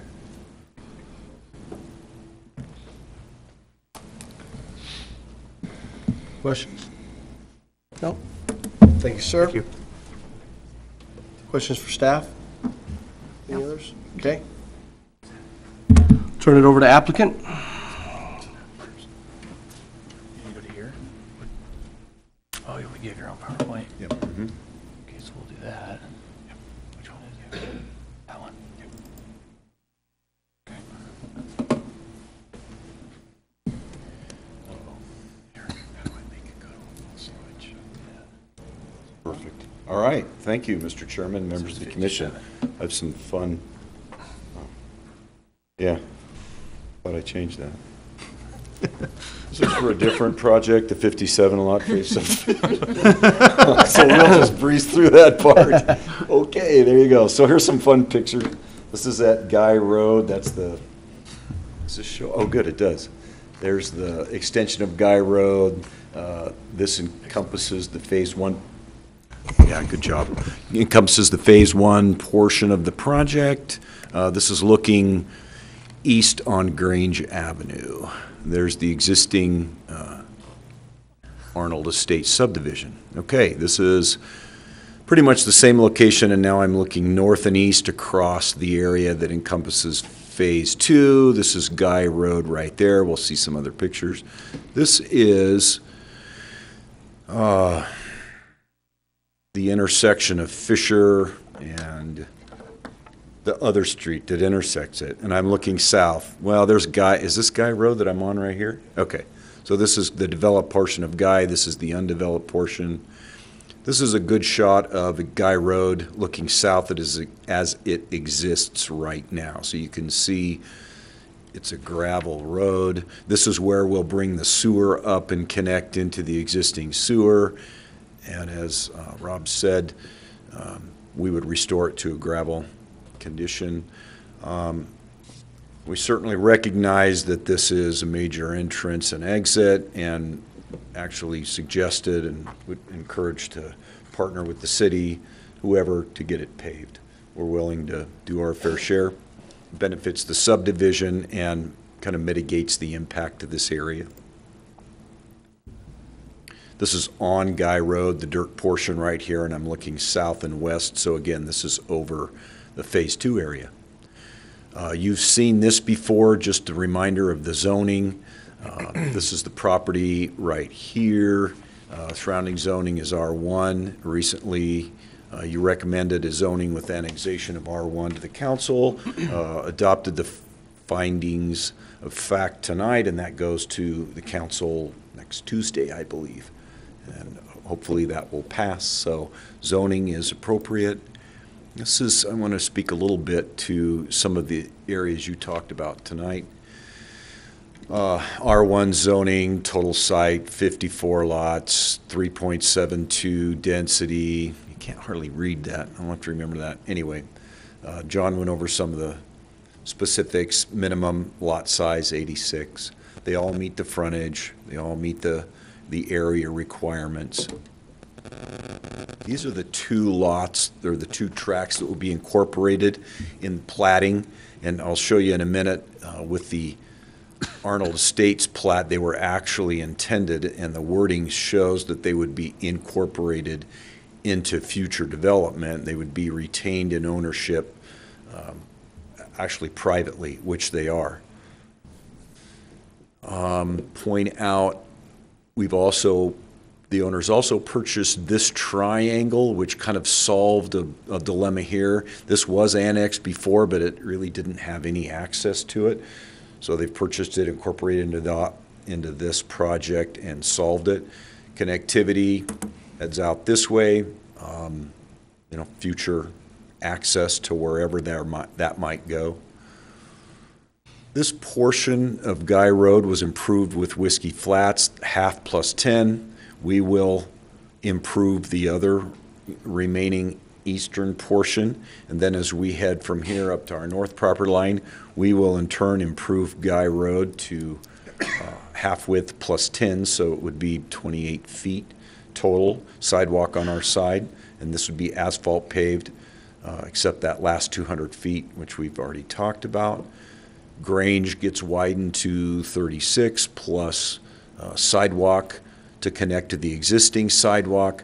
I believe Whiskey Flats will improve this portion of Grange up to Guy. So with this project and the completion of this with Whiskey Flats this year, you'll have sidewalk that goes all the way out to Grange, or out to Chase.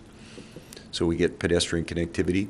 You can see that this project is really bisected by the railroad, so there's really no connectivity from north and south.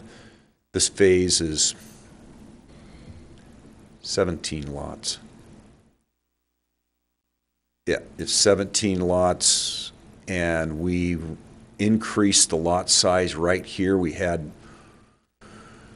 an extra lot in here and decided to enlarge this and enlarge the frontage. They still met code, but we felt the product that we wanted to put on them would be better served on lots that had a little bit wider frontage on them.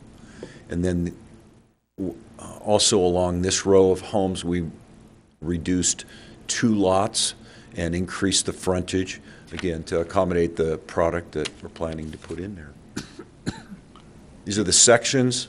As I've said, you can see Grange Avenue would be widened to 36 feet. We'll extend the asphalt out from its current location. Guy Road, again, would be widened. In the areas that it's built on the west side, we would widen it. When we get north of that, then we would extend 10 feet to the westerly side swale, sidewalk. Transportation, we asked a little bit about, you were curious about traffic flow. So again, on phase 1, they're clearly going east and west on Grange.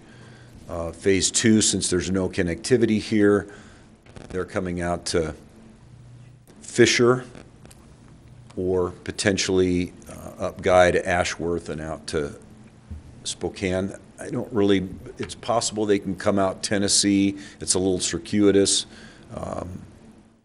but that's possible. Out here, you can see it doesn't directly connect, so they'd be coming down and jig-jogging. It's possible, but I think the bulk of the traffic will come north and west on Fisher.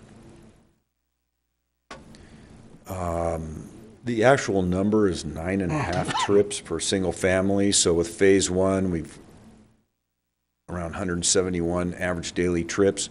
But really the important part is the peak hour trips. So we're at 17 or 18 during the peak hour, which, you can do the math. That's 1 every 3 minutes.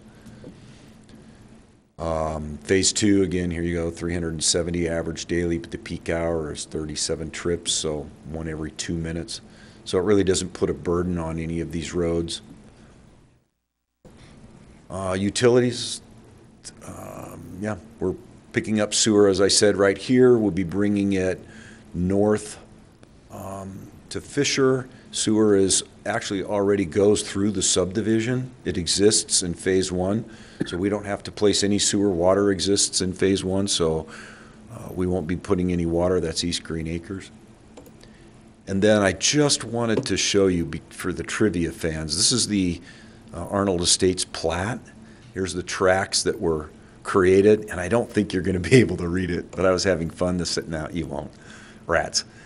One wording says tracks A and B would be retained by Grace Limited, whoever that was, for future development. So they actually foresaw that with the Arnold Estates tracks. That's really all I have. Questions for applicant? No. One real quick, Gordon. I think I saw on the end of that street a little tract on the north side, kind of at the very northwest corner. Is that a turnaround, fire department turnaround? Right up here, yes. Okay. Yeah, we're more than 150, so it's a fire department turnaround. Meets their requirements. And is tract C, the other one, kind of the tip there, is that a homeowners association tract, or is it just we would retained for future? Yeah, retained by the owner for future development. Okay. Yeah. That's all I had. Thanks.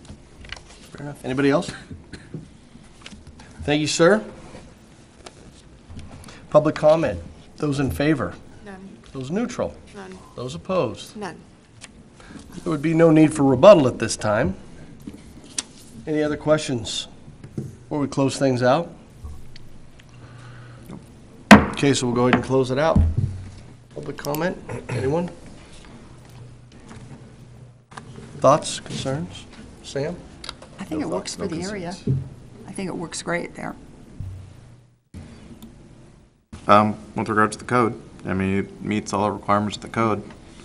I think I probably would just stress that we should probably add a condition that the egress onto Guy Road be maintained to fire department standards. That way it meets the fire code. So, which is the 24-foot wide that that Gordon talked about, so. Yeah. And so did staff. Okay. Okay, then I would entertain a motion at this time. Getting there. Okay, I'll try this one. I move to recommend approval of Pioneer Acres Subdivision SUBD-0002-2018, finding that is consistent with a comprehensive plan and adopting the findings and fact and conclusions and conditions 1 through 9, and adding an additional condition that Guy Road be maintained to fire department standards for protection. And request with the requested zoning of R1. Would you amend that to, say, Guy Road north to Fisher? Okay, Guy Road north to Fisher. A second as amended. Okay, moved and seconded. Call for vote.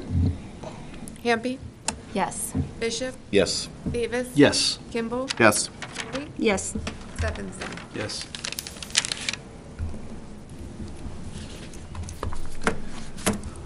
All right. I believe at this time we're going to take a short 5-minute recess. And we'll regroup in just a few minutes to continue on with the evening.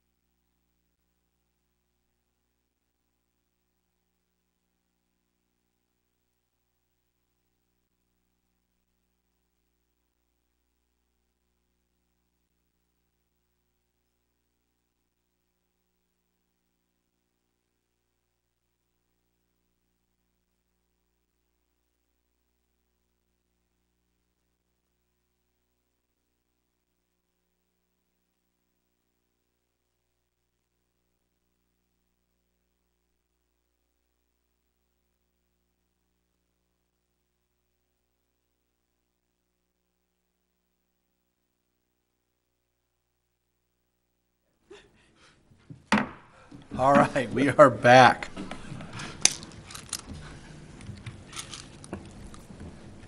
I gotta get back to my notes here.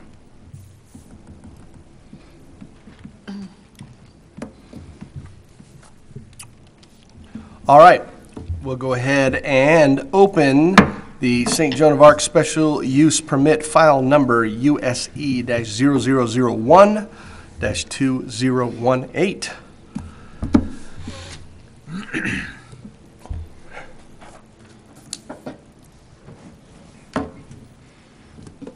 Make sure I got it right. Good evening, Commissioners. Lindsay King, Post Falls Planning, here for the St. Joan of Arc Special Use Permit. File number USE 0001-2018. Applicant is Father Dennis Gordon. Owner is Roman Catholic Diocese of Boise. The requested action is to allow a religious institution, a church, to be constructed in the R1 residential zone, and to consider that the request meets the requirements found in the zoning ordinance and approve with any appropriate conditions. The applicant is also requesting a bell tower to have a height measuring about 100 feet, and for the building roof crest to exceed city standards to a maximum of 65 feet. Both of those are through the special use permit. Here's the location of the property. It's east of Highway 41 on Pole Line, just south of the Foxtail subdivision. You can see there in the red hatch marks. It's approximately 9.1 acres of vacant land. It has just been recently annexed into the city as single-family residential R1. And the surrounding zones are county agricultural and R1 residential in the city. Here is the current zoning map. As you can see, the black hatched area is our subject site. To the north, you have the R1 residential, the Foxtail subdivision. To the east, you have the red community commercial services along the Highway 41 corridor, and everything else in the white is county. So for the special use permit, our municipal code states in Title 18.20.030 in the land use table that a special use permit is necessary in order to construct the proposed religious institution in an R1 residential zone. So in that specific use table, it'll say P for permitted, S for special use, or a dash for not permitted. And in this case, it was an S for special use. This is a rendering of the proposed church. As you can see, you have the bell tower exceeding the average roof height, and then over here you have this, so this would be the 65 feet, and this would be the 100 feet. Oops, mouse is flying all over the place. Here's an aerial view of the proposed project. This is, and again, this is just a rendering, so it's not the actual approved project. That will go through the site plan review process, which is done administratively, and we'll take care of all of the road dedications, all the street trees, all of the landscaping and things like that. There is also Fennicus that comes down here from Foxtail that you can faintly see the hatching where the road will come down and complete on the eastern portion of the property. And, sorry, my mouse is wild right now. Give you a moment to take a look at that. So for the special use permit criteria, there are 4 criteria that the applicant has to meet in order for approval. The first being implementation of the special use would or would not conform to the proposes of the applicable zoning district. So the R1 single-family residential zone is intended for single-family homes on one lot with a minimum lot size, but it is also, you can also have other accessory uses that are associated with single-family uses, like a church or a park or other public places. Let's see what else. Again, as I spoke of earlier in the bulk and placement table, or not the bulk and placement table, the land use table, it is a permitted use through the special use permit. And I'll show you here with the, our bulk emplacement table regulations. It speaks of the height of the bell tower and the proposed roof. So it specifically states that roof levels not intended for human occupancy are 35 feet in the residential zone, so this specific zone. However, that's allowed without a special use permit, giving the assumption that with a special use permit, you can exceed those roof heights. And I'll show that here.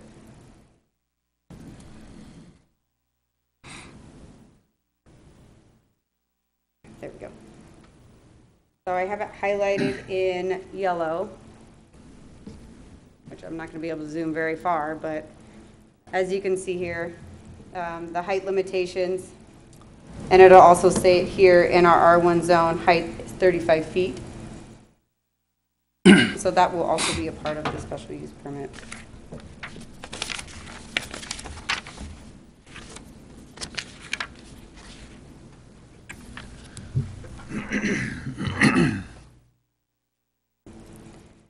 And I'll go on to criteria number 2. Which is the proposed use constitutes an allowable special use as established by this chapter for the zoning district involved and complies with all other applicable laws, ordinance, and regulations of the city and state. Let me get to my secret notes here. So this is an allowable special use as established by our zoning ordinance, and upon development and building, the applicant will be required to meet all federal, state, and city regulations for fire, building, and other safety.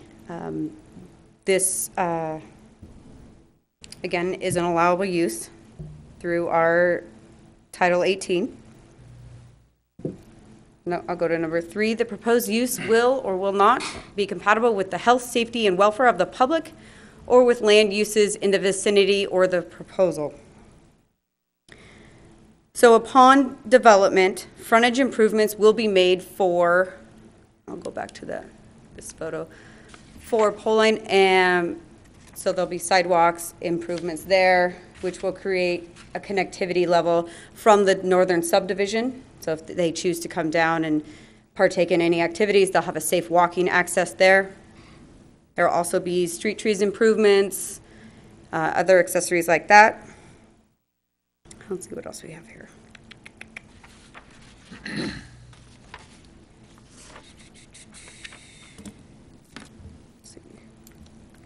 Pole line is classified as a minor arterial roadway, and Fennicus Street is classified as a major collector. So those all meet the transportation components of this special use. Water will be provided by Ross Point Water District, and the project would not compromise health, safety, and welfare of the public. Staff believes that this would be an appropriate location for the church facility. The 4th criteria is the proposed will or will not comply with the goals and policies found within the comprehensive plan. Policy number 7 specifically states that to encourage a balance of land uses to help Post Falls remain a desirable, stable, and sustainable community. Staff believes that this facility would agree with that policy number 7 and encourage a balance of land uses to foster a desirable, stable, and sustainable community. Providing for religious institutions may foster community connectivity, not only in the pedestrian aspect of it, but as a spiritual level as well. We did route all of these agencies listed and received comments from Kootenai County Fire and Rescue. They're neutral on the proposal. However, because of the proposed height of the building within the special use, they will have more stringent access standards. And that will be taken care of in the site plan review and upon building. I'll stand for any questions. Questions at this time? Do you happen to know if we have anything currently in the city that reaches that 100-foot height? Not that I'm aware of. John, are you aware of anyone? As far as structures, There's maybe some water towers we got, that are fairly tall. I mean, I think your average, like, trees are fairly significant. It's about kind of the height of some trees. Average trees. That's a good one. But Specific one. That water tower is pretty But it's, admittedly, I'd say, though, that it's not unusual for these kind of facilities to have those kind of architectural features complement their sites, so. It's not unusual, is that what you said, not? Yeah, it's not unusual to Okay, see these types okay. of features with these kind of facilities as part of their architectural plans. Okay, So, all right, well, thank you. Other questions? Lindsay, just to be clear. Yes. Frontage improvements on both Fennicus and Poline are going to be required as part of the site The plan. Poline side of it, I believe. Oh, Paul's, yes. Just the Poline Poline, side not, of it. Poline and Fennicus will be required. Oh, excuse me, I was thinking of the northern portion of it, but yes. On the south, okay. Yes. That's part of the site plan review process? It will be a part of the site plan review Okay. process.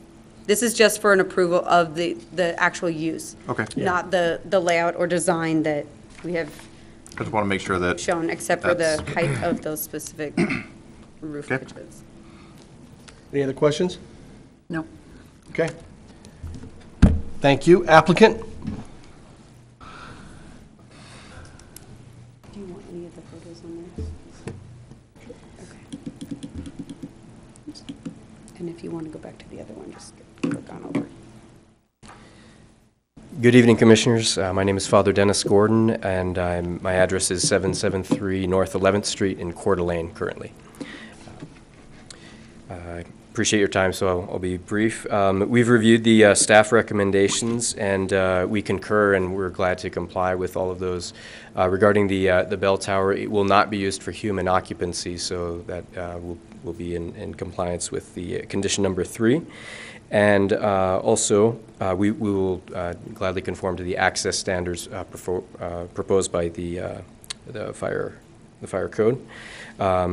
We actually started out in Post Falls about over 10 years ago, and we found a facility that would accommodate us our size in Coeur d'Alene, but we've really outgrown it, and so we're glad to move back to Post Falls, as it were. So it's I think, as Mrs. King said, the proposed use of the land with the special use permit is in concurrence with the balanced use of the land, as the comprehensive plan states. It'll also provide a sort of an educational center, meeting places, worship site, and also we intend to keep that balanced use of the land even on the site itself. As you can see from the site plan, we plan to leave quite a bit of fields, greenery. There's a lot of green on that picture, and that's on purpose, because it's be a playing field for the youth, sort of a park area people can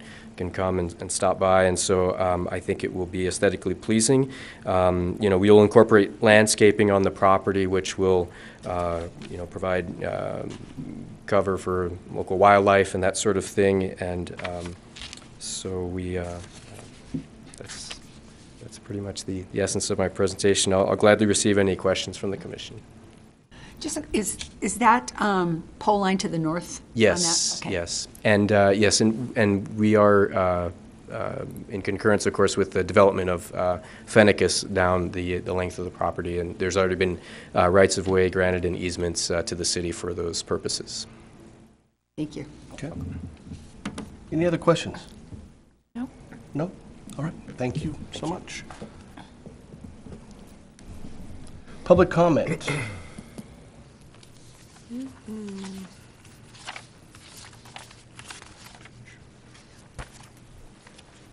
We'll start with those in favor, I'm assuming is what you're bringing me? All right. All right.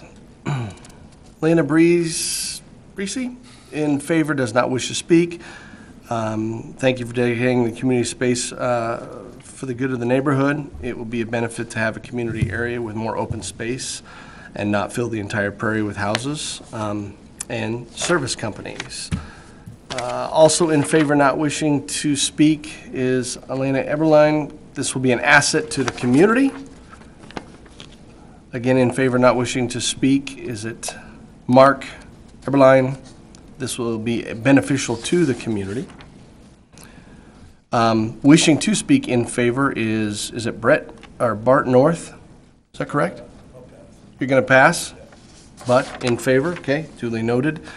And again, in favor wishing to speak, Travis Rawlings. Travis, are you here? All right, Travis. Again, state your name and address, and you have 4 minutes, sir. Good evening, everyone. Travis Rawlings. I live on 4543 East Kit Fox Lane, which is the first street into Foxtail Development. I'd like to, obviously speak in favor of this. I have a younger family, and, looking at the overall site plan of this whole area in general, with the CECS to the west, and we have a 72 unit apartment building that's going to be going in, that big retail center there on Pole Line and 41. I think this is just a natural complement there. And obviously, I've spoken with a lot of my residents there that are here, maybe not wishing to speak. And I think it's not, no one's naive to the fact that, it's R1. Something's going to go there now. So we'd much rather see a church with open space, things that we could use as a family and just benefit the growth. I mean, as you're aware too, that there's almost 750 homes slotted to go in Foxtail North and east of there with a school. So this is just really just a natural play for that. And I'll keep it at that because you guys want to go home tonight. I appreciate it, and I appreciate it. Thank you very much, sir.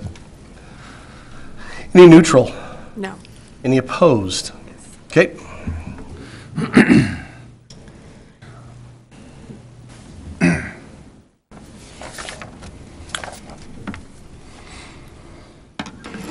Okay, so we have 2 opposed wishing to speak. The first one is Brenda Tanner.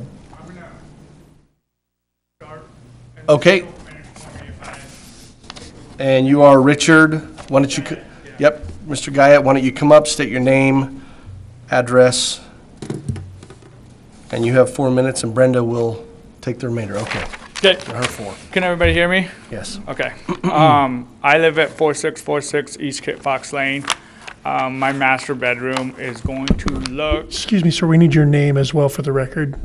What, Richard Guyette? Thank you. Yep. Okay. Okay. Got it. You're good. Okay. So if you look at the site plan and you see that little manhole thing right there, there's a sidewalk and a rock, but that's my yard. I have the unbuilt playground in there. So, yeah, I don't know if that's like a marker or whatever that is, but in the middle of the pole line right there, if I can. So if you want, okay. You can point it where you're wanting. Oh, perfect. Okay. So this is my house right here. If you guys have been down pole line, you guys will know that this is a sidewalk, and this is actually goes in about 16 feet, and then it comes back out. So they pretty much built a turn lane for us, but not for them. So this is a huge ditch. Everybody goes in it in the winter. So I pull a lot of people out. Let me get to what I started. So I went around the neighborhood. Not everybody was informed that this was going to happen. Just the people, 5 people that live right there. I stand before you today not as a neighbor complaining about a 2,800 square foot complex being built across the street from my house, but as a homeowner and a tax-paying citizen of the city of Post Falls in the state of Idaho. Like fellow neighbors, friends, and family, we choose to live in northern Idaho to experience nature, quietness, and closeness among communities of the Pacific Northwest offers. I speak before you and state my opinion as well as my neighbors' concerns to why the special use permit has no warrant to be approved. First, I would like to ask, are you holding the St. John's of Arcs to the same standards as you would another developer in the community? If yes, why are you allowing them to build without the adequate funding and financial backing? I've noticed you've had required developers that is building Foxtail housing tracts to adhere to all local and state building codes and zoning requirements. Is the complex developer going to put in roads, access, and exits and sidewalks as required by the Zoning Commission and Highway 41 Corridor Master Plan?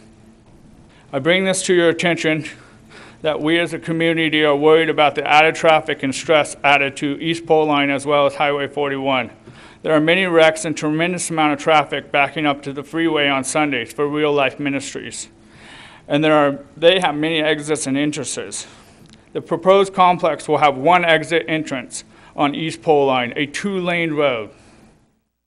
If you double that by allowing 600 plus church members to be built, you're going to add more wear and tear and workload to the already overworked Highway 41 and financially burden your taxpayers and commuters as it is the main highway to Latham, and maybe even loss of life because of poor planning.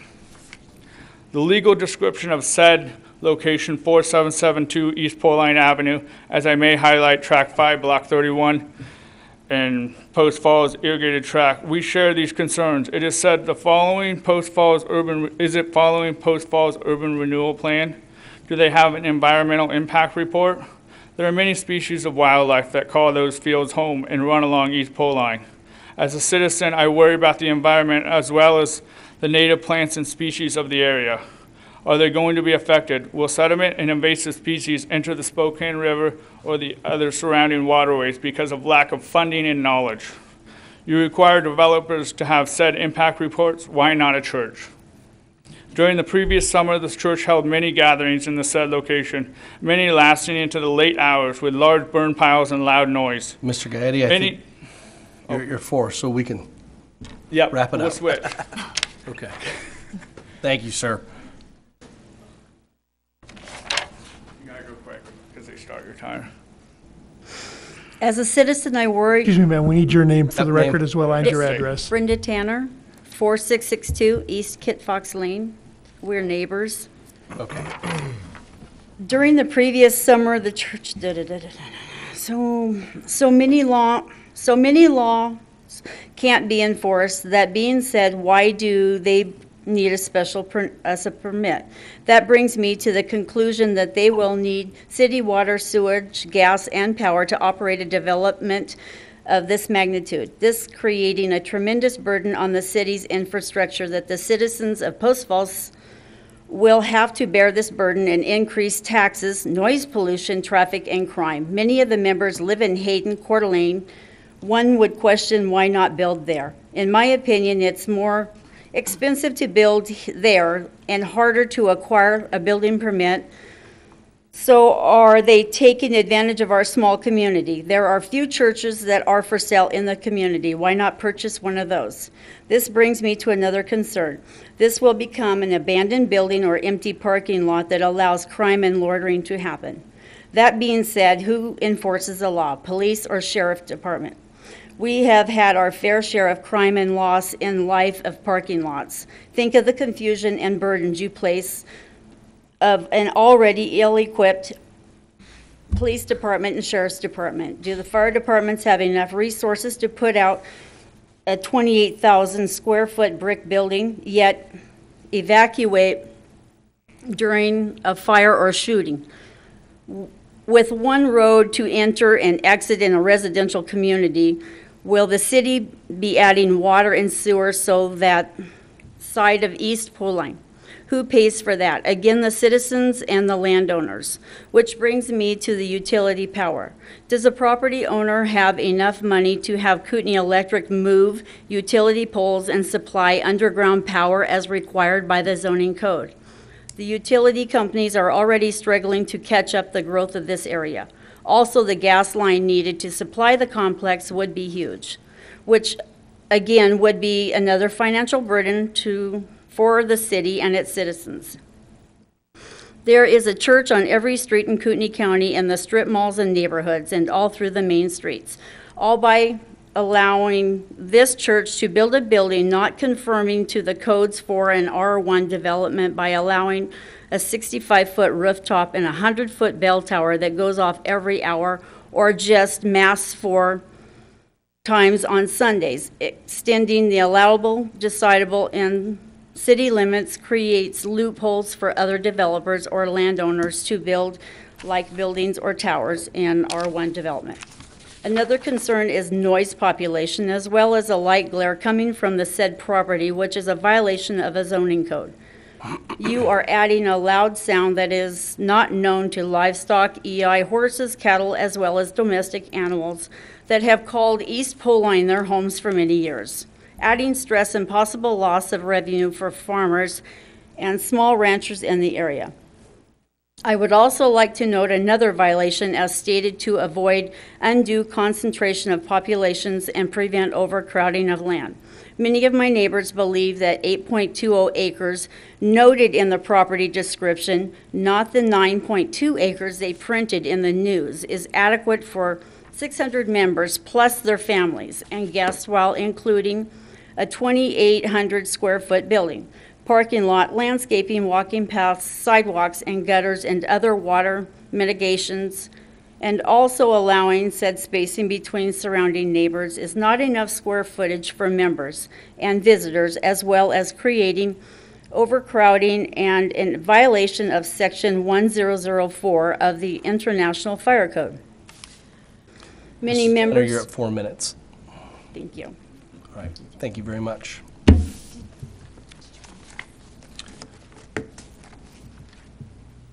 Yes, thank you for turning that in. Thank you. Applicant, you have time for rebuttal.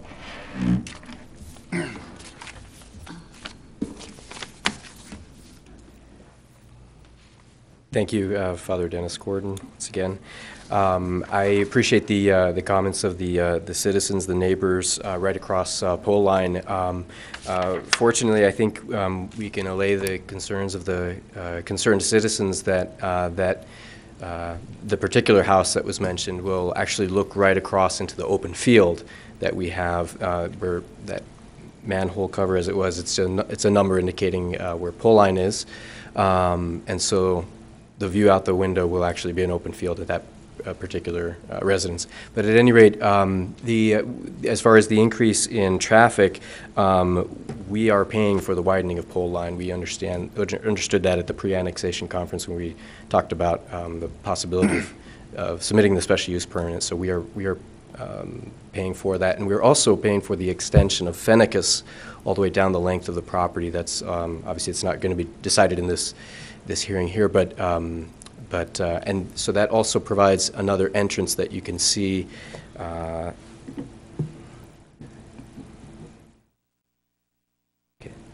down here, down at the southeast corner. This will connect to Fennicus Road. As it will be extended, so the additional, we'll be adding the additional turning lane, et cetera, as required by the city.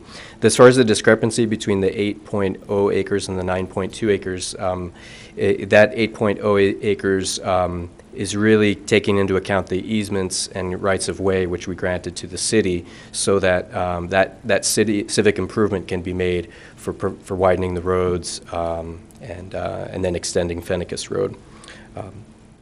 As far as the paying of the sewer, we are well aware of the surcharge, which of course for the 12th Avenue lift station, we will of course gladly pay for that that cost. It will not incur a financial cost to the citizens. We will pay our own utilities for sure.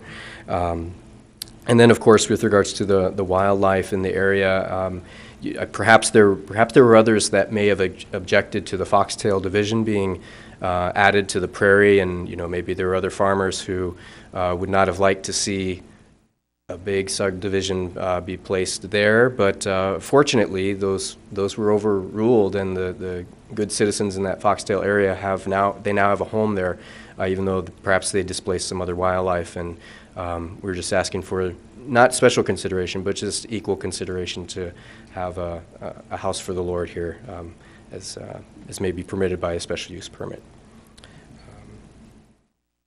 I think I addressed the different concerns. As far as the location, as I said, we started out in Post Falls. It's sort of the geographical center of where all of our parishioners come for this worship, so it does make sense to put it at this place. Okay. Any questions? No. No? All right. Thank you very much. Actually, you had your 4 minutes. That was their opportunity for rebuttal, so... Sir, okay. We can't take comments from the audience.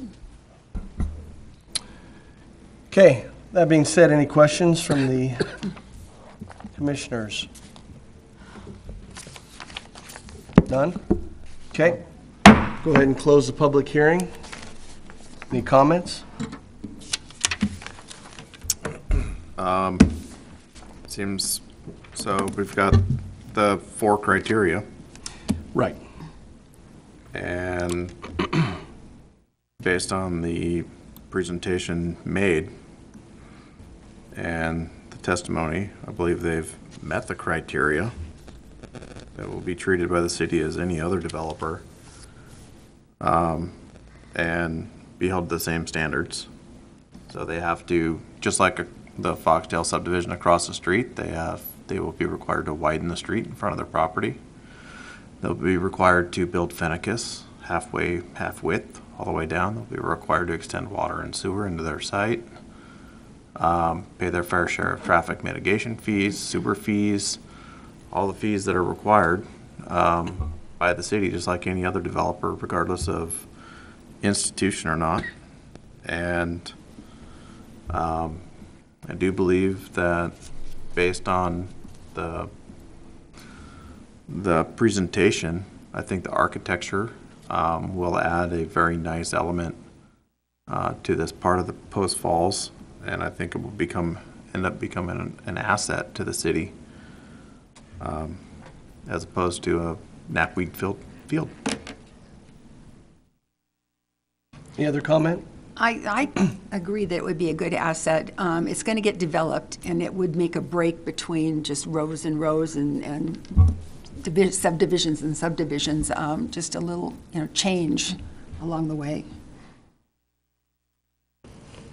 Yeah, again, I would have to agree. I by no means see this as an eyesore or something that doesn't fit in that area. And I think development, as we said, it's going to happen. And I've always been concerned about the displacement of the birds, but it's going to happen. And quite frankly, I live in a development where there's all kinds of homes, and I have quail all over. So it doesn't necessarily mean they leave. Well, there's an immense amount of green space there. Yeah. All right. Look for a motion.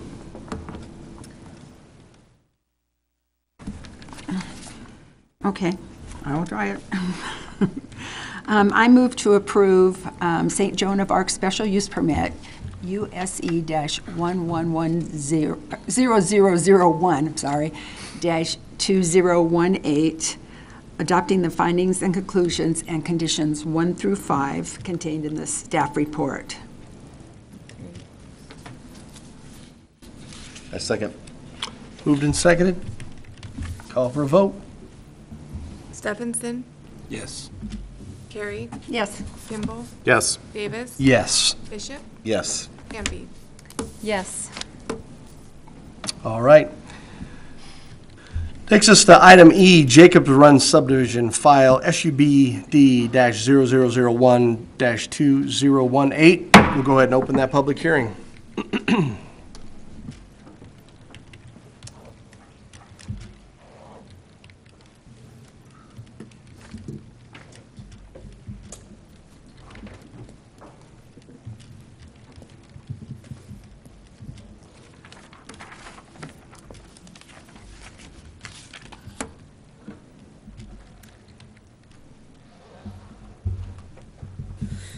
I don't know if I should wait or not. Good evening, Commissioners. Lindsay King, Post Falls Planning again. We're here for the Jacobs Run subdivision, case file SUBD 0001-2018. Owner being Jacobson LLC, applicant being Gordon Dobler, Dobler Engineering. Requested action is the Planning and Zoning Commission is being asked to review the proposed subdivision and make a recommendation to City Council. The request is to subdivide roughly 4.5 acres into single-family R1 residential zoned subdivision with 20 lots in one phase. The location of the proposed project is on Greens Ferry and Bogey Drive, So on the northeast corner of Greens Ferry and Bogey, hatched in the red there. The zoning in the specific area is R1 single-family residential, except for the commercial, CCS, and limited commercial, LC in the pink and red over to the east. Everything else in white is within the county still. So there's that county finger that John was talking about earlier this evening with all of that white area. Current land use is there's a single-family dwelling on the property. Other than that, it's vacant pasture land with no significant topology, vegetation, or hazards. Ross Point is a water district that will be providing the water. Sewer will be provided by the city of Post Falls. Here is a, not so easy to read, and I do apologize about that, preliminary subdivision plat. I do have a copy of it that I will zoom in on and show you a little bit more about it. And get it in the right spot. Maybe.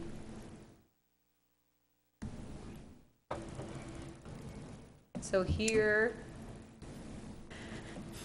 let's see. I think it's upside down. Yeah. Thank you. I want you guys to really pay attention. Just kidding. So here is the existing home. This is Greens Ferry. Oops, I'm not right-handed. Hold on. Here's the Greens Ferry Road here, and then Bogey down to the south. Existing home. These are all the proposed lots with the interior roads. This road here will be left open. Oops, you can't see it.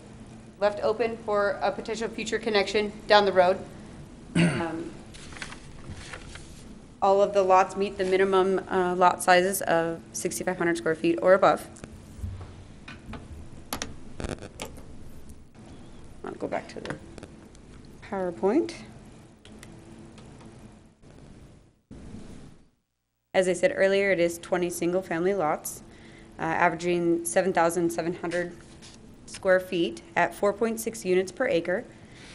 The new streets proposed are Arliss Lane and Natty Court, which will connect to Bogey. There are 6 subdivision criteria that need to be met in order for approval. The first being the definite provision has been made for a water supply system, which will be provided by Ross Point Water. Adequate provisions have been made for public sewage system, which will be provided by the city of Post Falls. And proposed streets are consistent with the transportation element of the comprehensive plan. Those elements have been discussed and written about in our staff reports. And if there are any questions on it, I would refer to Rob Hollis, as I am not a transportation expert.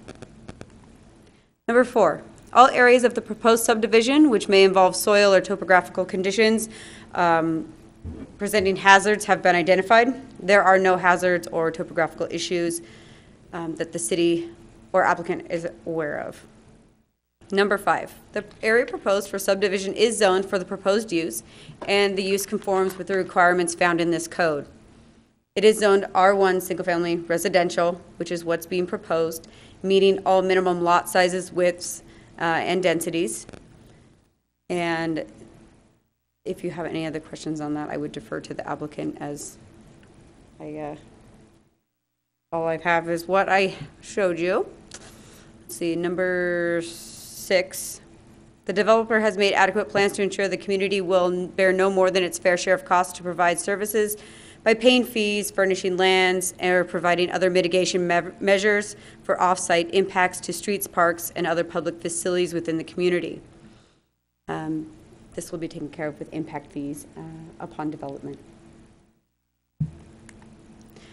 So there were some discrepancies within the staff report, and I do apologize about that. It happens when you're staring at the same format over and over again.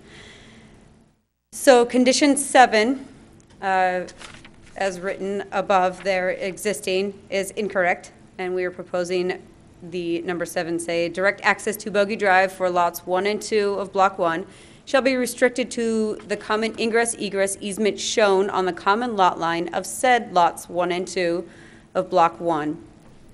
Direct access of Lot 3, Block 1, and Lot 1, Block 2 to Bogey Drive shall be prohibited. And no direct access to Greens Ferry Road will be permitted from Block 1. The second one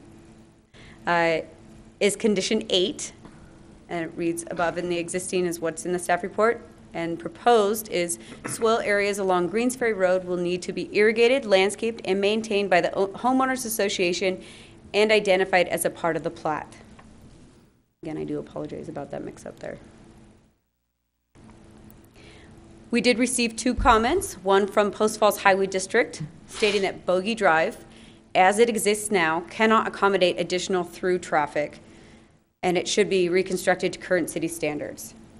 The applicant's only required to do their fair share to the edge of their property line. Obviously, they're not going to complete Bogey Road all the way through to Cecil.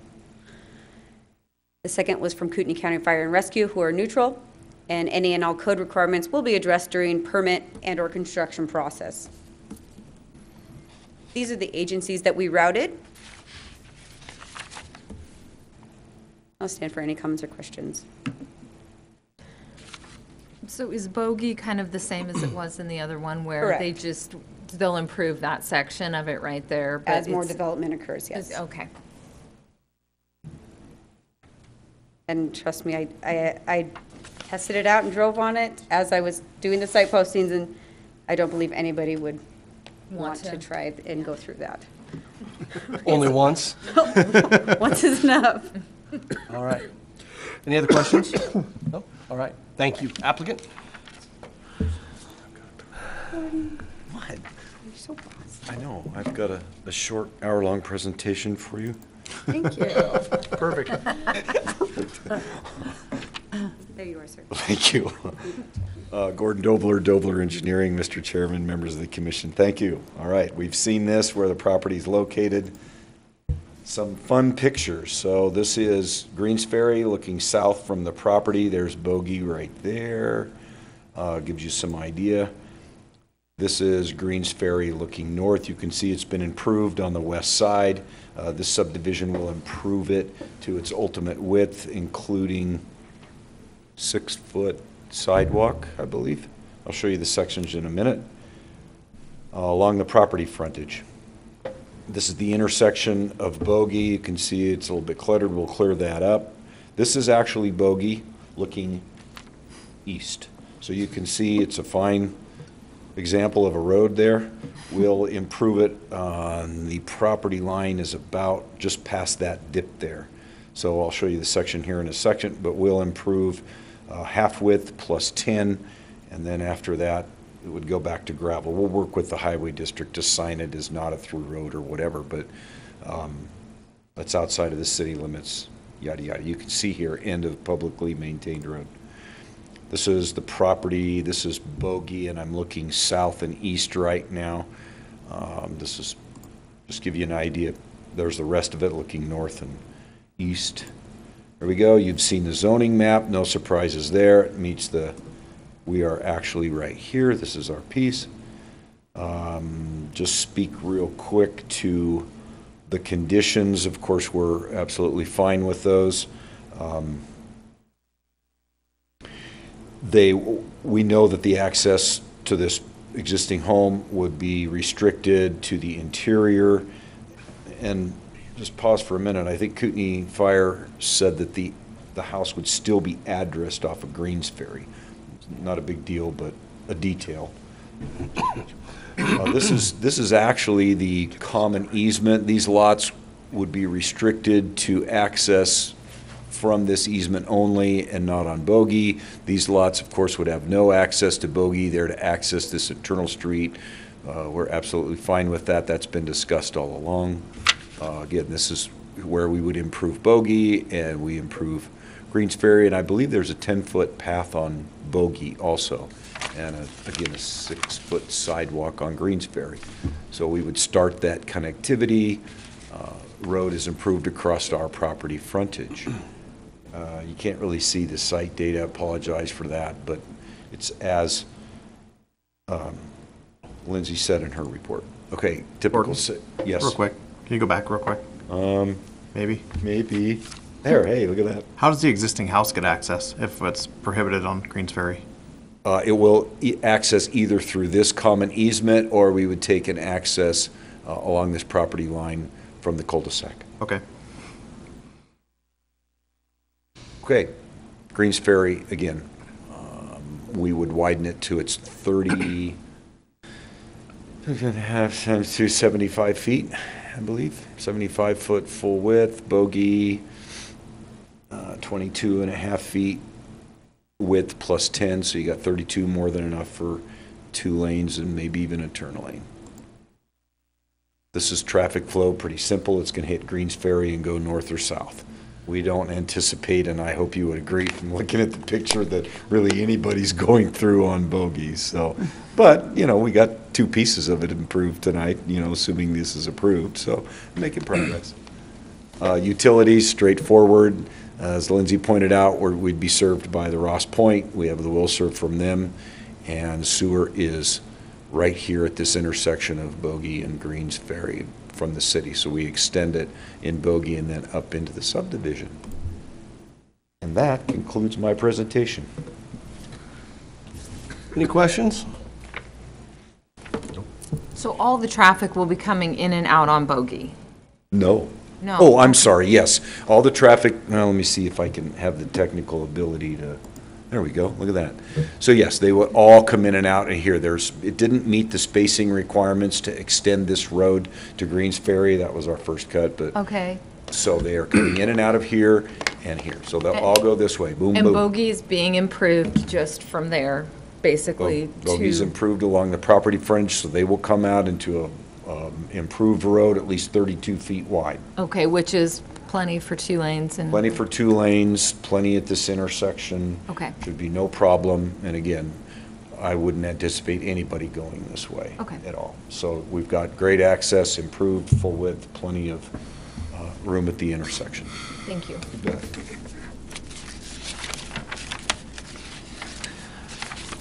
Any other questions? No, we're good. Okay. Public comment. Just one. One? It's neutral. One neutral. Okay.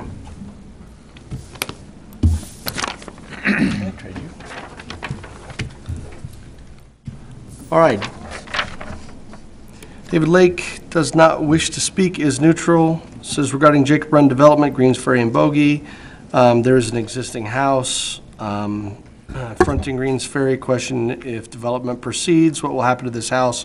Removal, change of road access, and I believe that has been answered. All right. Any other rebuttal? Think we're good? Okay, fantastic. Any other questions before we close this one out? No. Okay. Close this public hearing. Any comment? It meets. Pretty straightforward? It's straightforward. Yeah. It meets the Yeah. criteria. Yeah, I mean, all the subdivision criteria appear to be met as conditioned. Okay. With the conditions as modified. So, in the case of, unless there's any more comments or anything, I'll make a motion. Regards to Jacob's Run, case SUB-0001-2018. Recommend, or I move to approve, finding that it meets the criteria set forth in the subdivision ordinance, meets the zoning ordinance requirements, adopting conditions 1 through 8 as amended in the staff presentation. That's it. I'll second. Got 2.5 seconds, that makes a total. So go ahead and call for vote. Hampe? Yes. Bishop? Yes. Davis? Yes. Kimball? Yes. Carey? Yes. Steffensen? Yes. All right. That brings us to the final inning of the evening. Up to bat is Lindsay on Rynearson zone change file number RZNE-0001-2018.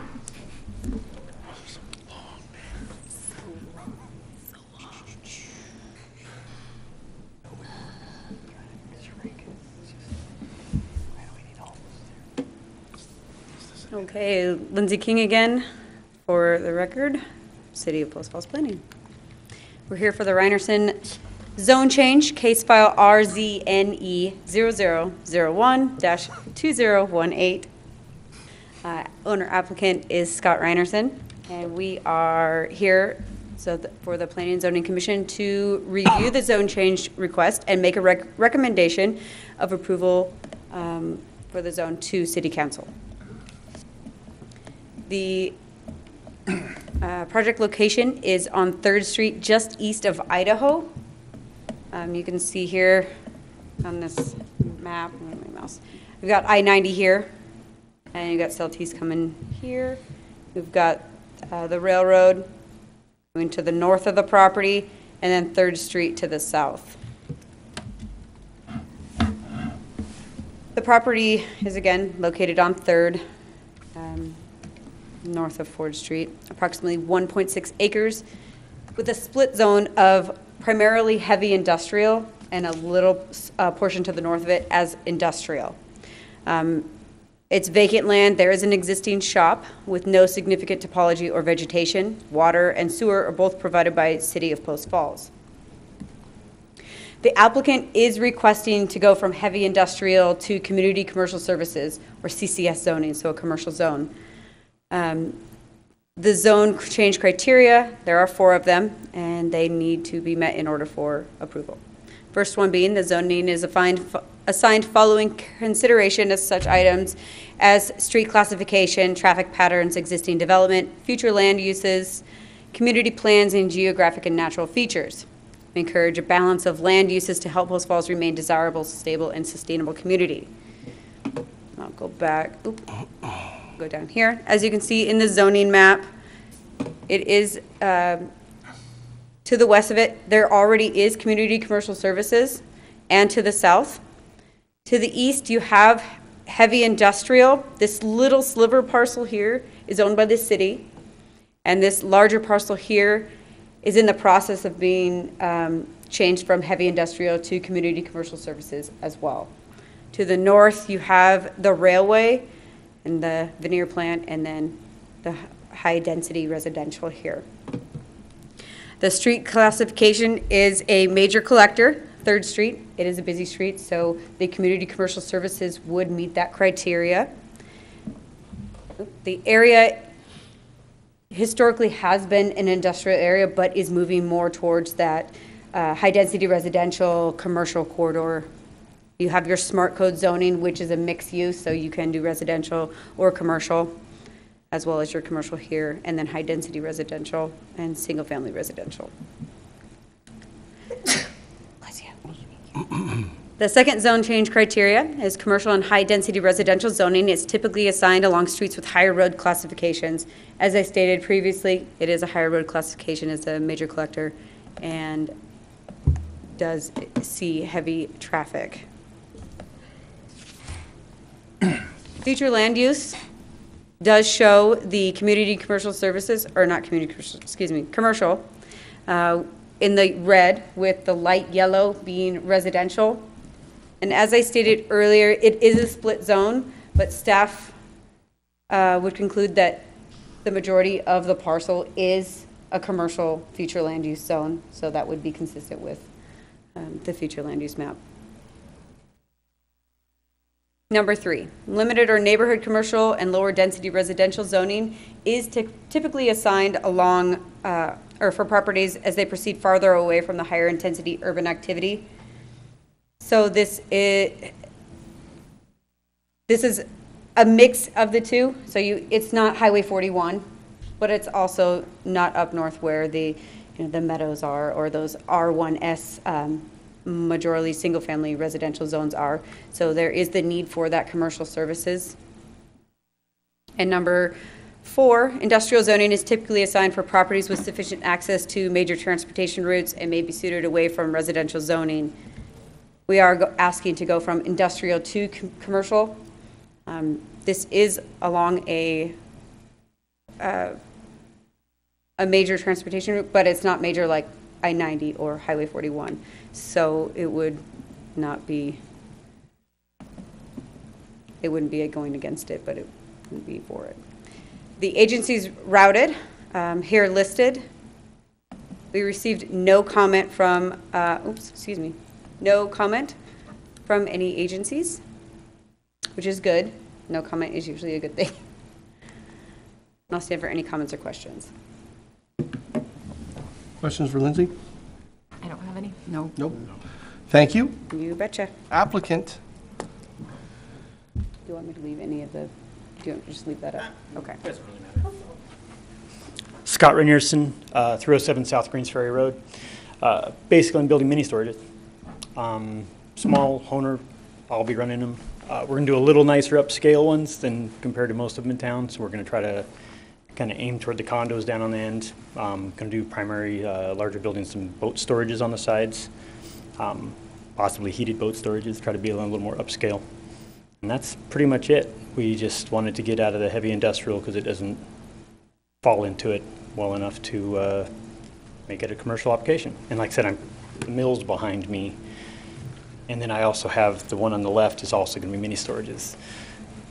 So it's we're right in the middle of everything pretty much. So I'm just a little guy, unfortunately. I'm going to have a big one going in beside me. So that's all I got. Any questions or No. Questions? No?